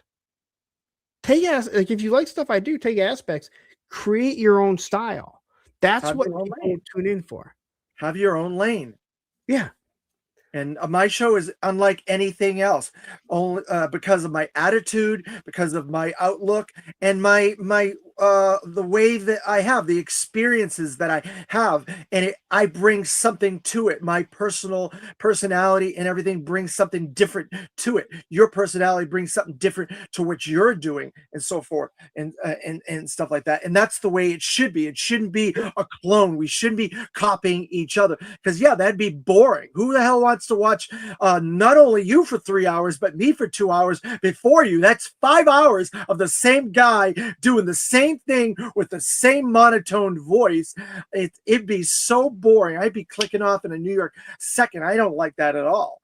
No, and I think, Matthew, my one moderator, he said from beginning, authenticity is a new currency. And you can see when if someone is acting like someone else, it's not who they are. There's a couple different YouTubers. There's one, he's not in our realm. I don't like him. Like I don't, and I'm not to say he doesn't do a good job. He does. I also believe that he buys a lot of his views and subs, and I don't understand that, but whatever. And a friend of mine, she says he's not really like that. She goes, and this is what she says. She goes, I know why you don't like him, because of how he does things. But if you talk to him in real life, he's not even like that. And then she goes, that would probably make you like him even less, because you think that it's just total fake. And I'm like, that is. Yep. And again, I am probably a little bit more eccentric at times when I'm doing this. But anyone that's met me at JoeFest and hung out with me, they know it's like, this is what you get. All right. I don't know. I think you're a little more subdued from the times I've met you at JoeFest. The 2 times I met you, seem a little bit more withdrawn. I think because you're trying to take everything in, and you're trying to analyze what's going on and things. So I think you're a little bit more subdued at JoeFest than you are on your channel. That's just my personal opinion. You might as well from my interactions. From my interactions. People you're comfortable with, like Tony and the other guys at JoeFest, maybe you're the same. But from my interactions with you, it seems like you're a little bit more subdued. And I've only interacted with you twice at 2 JoeFests, and they were very short, brief moments. But it just seems like you were a little bit more withdrawn at JoeFest than you are on your own channel and Circle of Jerks, definitely. Yeah, and again, a lot of it, like know the room. Yes. Again, you guys hear me on here, I'm dropping F-bombs. I don't do that. I don't do that in my reviews, because I know, hey, maybe dad's sitting down, and not every parent is cool with the cussing, right? Now, I do my live streams, and it's after 9 p.m. that I do them, and you kind of know what you're going to get. But I also walk into offices every day fixing copy machines, and I can't talk in an office the same way that I do in the shop when I'm working on it and people hearing me swear. Very seldom are you ever going to hear me swear. I have to be extremely comfortable with a client. And even then, I don't want to do it, because all it takes is for one person to hear the wrong person, or shall I say the right person, to hear you cussing with a client, And then, next thing I know, there's a phone call to my boss saying, don't send that guy here again, man. He was just dropping F-bombs like crazy. Yep. Now, and so I don't do it even when I get extremely comfortable with somebody. And there are people that have known me before I had kids, knew me after my ex and I split up. I mean, they know my whole life, but they're not going to catch me, dropping F-bombs here and there. So you walk in my shop, you hear something completely different. And even here, my son, like, again, they come from a different generation, and his older sister swore like crazy. He swears like crazy. His mom swears like crazy. And even though I'm like, I wish you wouldn't do that, I'm asking you, he doesn't care. My daughter, on the other hand, who I know swears, she tries to swear as little around me as possible because I've asked. And I'm like, it's called respect. It's having respect because I've asked you not to. Yeah. And I don't again, swear. I've noticed. You'll know every time that we've met, or anybody that knows me will tell you Dave does not swear. And they don't know how I do it. They think it's some sort of magic trick or something. It's because I have respect for people, and I want to put myself in their position. How would you feel if I was doing that? And so I put myself in that kind of situation where I want to respect you, and hopefully you'll respect me, and we will talk cordially and have a good rapport with one another. This is, like I said, this is your yard. You can do whatever you want to do in your yard, and that's perfectly fine. I'm on Toy Talk Live, and we don't do that. Once in a great while, Terry will say something, sneak out something, but 90% we don't do that in Toy Talk Live either, because all three of us have the same mindset about that we want people to see us as respectable people and stuff like that. Yeah, we don't swear on Circular Jerks either. Yes, you do. What are you talking about? I love Circle of Jerks. That is the funniest show. You guys really should bring that on the road and do like a comedy sketch show. You know how they have that group in New Jersey? What is the name of that comedy group in New Jersey that do all those pranks and stuff like that? I can't think of the name of it. It's very popular. My friend loves it, and I think that it's so funny what you guys do on there. I feel bad for poor David. He gets the brunt of a lot of that stuff, and I'm like, oh man, I feel bad for him because don't feel bad for that guy. He dishes it out. He dishes it out more than pretty much anyone.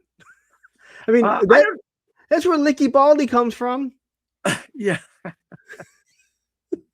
Spec, in my opinion, and it's not just my opinion, but I'm speaking for myself. When he was on a toy kind of mood, he was completely held back. He was thought of as just some guy that he had no personality. I've said this to Spec, so I don't care. I don't care that I say it. I have told Tony 100 times, he's the boringest fucker in the world. Sorry. He's the boringest guy. Like, and then I started doing a show with him, and I did Thursday with a friend with him, and even then I was kind of like, man, sometimes it was kind of like pulling teeth from him, but he has a very interesting story. Then he comes on with us. Baldy and I've told Baldy this before. I thought going to JoeFest, him and I were going to be two that did not get along. I thought I was not going to be able to stand Baldy, and we got along amazing. Because then once you realize how Baldy is, you have a different feel for him. When you realize, okay, you're just a troll, and you know you're a troll, and that's what you're trying to do in many ways, it changes how you see certain things, right? So when we started doing that, I didn't know Terry. I mean, I knew who Terry was, but I didn't know Terry. And Spec had the show, and we talked, a little bit. He came out. He just completely came out of his shell. And then, Tony was just the fill-in. And I was very adamant. Like, I only want the four of us, like me, Terry, Baldy, and Spec. I just want the four of us, because once you get too many voices, it becomes a problem. Yeah. When you have more than four people under normal circumstances on a stream, it's just people talking over each other, and you never get anything in. It's very difficult. Obviously, it's a struggle for me because I do 3+ hours on Monday. I want to say, like, I want my voice out there. You can probably see me biting my lip at times. We have that problem on Toy Talk Live on Sundays. Terry, Dan, and we sometimes talk over each other. It's tricky. It's tricky. You have to hold back. You have to know when to hold and let someone else speak and stuff. We can't get Terry to fucking talk most of the time. Because he's always working on stuff while he's on those videos. He's doing like 5 things while he's on those videos. He's a great multitasker. David Speck and I have a little bit of history that you're probably not aware of. Would you like me to go into that? Sure, we got a little bit of time. So when Toy Kind of Mood was starting, they changed the name of the channel and changed it to Toy Kind of Mood. He and I were one of the first people that were in the chat. We were called the Davids, and we were very big in that chat for a good year and a half and stuff like that. And then something happened in there, and someone said something to me, called me something that was one of the hosts of the show, and so I backed out of the show. And then after a while, I realized that they added him as one of the hosts. I was like, how the heck did he get to be a host? So both of us started as chat members on A Toy Kind of Mood and stuff like that, and then he was invited to be a host at some point. But I walked away from the show for a little while, for over a year, because of something one of the hosts said to me. And I don't swear, and I'm not disrespectful. And so someone said something about my disability, like you're a retard or something like that because you don't like some specific version of a character. And I was like, ooh, boy, no, I'm sorry, I'm not going to allow that. So I walked away, and that hurt my relationship with Toy Kind of Mood for a little while, because I don't think you should do that. You should not insult people when they have there's no reason to insult people just because they have a like or a dislike of a character, and they're being respectful and they're talking about why. Now you got me wondering who this is. Now I'm like, who the hell said this? Travis knows who it is, but he's the only one that knows who it is. And so I'm like, if I say I like it's not Tony, because you talked to Tony. Well, you know, relationships can be repaired. Oh, Tony, you said the R word. People can repair their relationships over the years if you have a discourse with a person. As long as you're respectful and you can talk to them and you can patch that up, then you can move forward. But up until a certain point, that relationship was damaged. And so I was hurt by that. You should not call anybody any kind of retarded, stupid, make fun of their disabilities and things like that. And it was a little bit shocking. And so I had to walk away from there. But I came back and I patched up my relationship with this individual. I'm still not going to say who it is. They may not even realize it. The person, but you guys hear that? Travis knows. You hear that? Stop making fun of me for being short, all of you. I can't help that I'm short. Anyway, Chattanooga Ed says, I have been to the last 2 JoeFest, but I don't know anyone, so I just walk around. Ed, I'm just going to say this. Talk to somebody. Yes. Say hello. If you see me, Tony, whoever, like, stop and introduce yourself, right? Yeah. You introduce yourself, you chat at night. Like that lobby, that's how we met so many people. And again, I guess technically there are cliques. I'm going to be hanging out with Tony, Tony and Ed more than probably anyone else, only because, I mean, one's my moderator. Well, they're both like 2 of my best friends. One's my moderator. It's one of those things where you end up clicking with people, but it doesn't mean that you dislike other people. You walk around and, I mean, I have such a good time with so many people there. It's hundreds of people. How can you not? Yeah. No, I think that's great. But I am going to say we are approaching midnight. I do have to work in the morning. I want to chat with you afterwards. Tell everyone where they can find you, and everything is in the description also, so you can tell everyone that they can find you. and what you have coming up.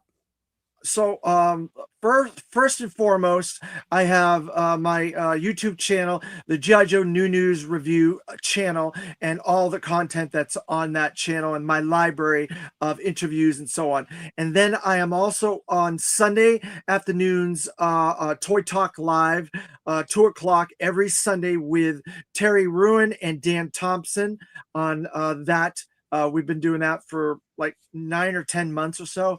And then obviously I have the Centflow Joe Show in Central Florida that you can join us in April on the 19th. And it's a very fun G.I. Joe centric event. If you're in the Southern Florida, Southern Georgia, Southern Alabama, and anywhere in Florida, and you want to come join us, Deltona, Florida, at the center at Deltona. And then you can hear my voice and see some of my interviews on panels at JoeFest 2026 as the voice of JoeFest. I am David T. Allen, or Super Dave, if you would like. I like David T. Allen. I like when people put the initial in there. I grew up with I didn't grow up with him. I met a kid in high school. His name was James Hunter, but because of James T. Kirk, I started calling him James T. Hunter. And he's like, "Where the hell's the T come from?" I'm like, "James T. Kirk." It's just they put an emphasis on it, and even to this day, I have to remind myself his middle initial isn't T. I have no idea what it is. Do you know what the T stands for? And James Tiberius. Tiberius, exactly. And that's what I tell people. They're like, "What does the T stand for, David?" I say Tiberius. They're like, "What? That's incredible." It's not really Tiberius, but I love that joke. I think it's funny. King Panther says, "Punk, you are the man, brother. Great show, and love and support from Chi-Town." Thank you very much. David, thank you so much. Please, everyone, go down there, subscribe to his channel, help him get to what you're approaching 500, right? You're trying to get 500. It's hard work. It takes time. I think we all know that. Too many people give up on it, and it's kind of, if you look up YouTube and see how many, and you look up YouTube and say, what's the percentage of people that have 1,000 subscribers, you'd be blown away by how few it really is. Yeah, you're right. So it's hard, but man, when you get to that and you see the success and you see the people are enjoying it, you realize you've actually connected with some people somehow. Yeah. That's the key for me. I want to connect with people. I want a family. I want a group of friends to chat with every day I do a video. And that's what it means to me, is that camaraderie, that community. And I really appreciate you inviting me on today and talking with me and having this conversation, this chat, and getting to know each other a lot better. And it's been very, very cool to do that. Thank you very much. And you're welcome. And again, I'm thank you for joining me, because anyone that's going to take 3 hours out of their day at nighttime when they have other things they enjoy doing, and it means a lot to me. So again, David, thank you so much. I'll be seeing you and talking to you before then, but definitely be seeing you at JoeFest, which like I said, I'm excited. Like 4 months away, just over 4 months away. Actually might be exactly 4 months away, isn't it? What is it? 27th? 26th through the 28th. So what's today? Today's the 27th now. It was the 26th when we started. So we were exactly 4 months away. So yeah, it's going to be there in a blink of an eye. I'm ready. So anyway, David, thank you very much. In the description, guys, go follow his channel, subscribe, do all that good stuff, and then watch him on Sundays when he does a show with one of my partners of Circle of Jerks. Well, when Terry shows up. It's almost always being Baldy than other people, it seems. So anyway, David, thank you very much. And I will talk to you at the end. And everyone else, have a wonderful night. It's been a pleasure. Thank you.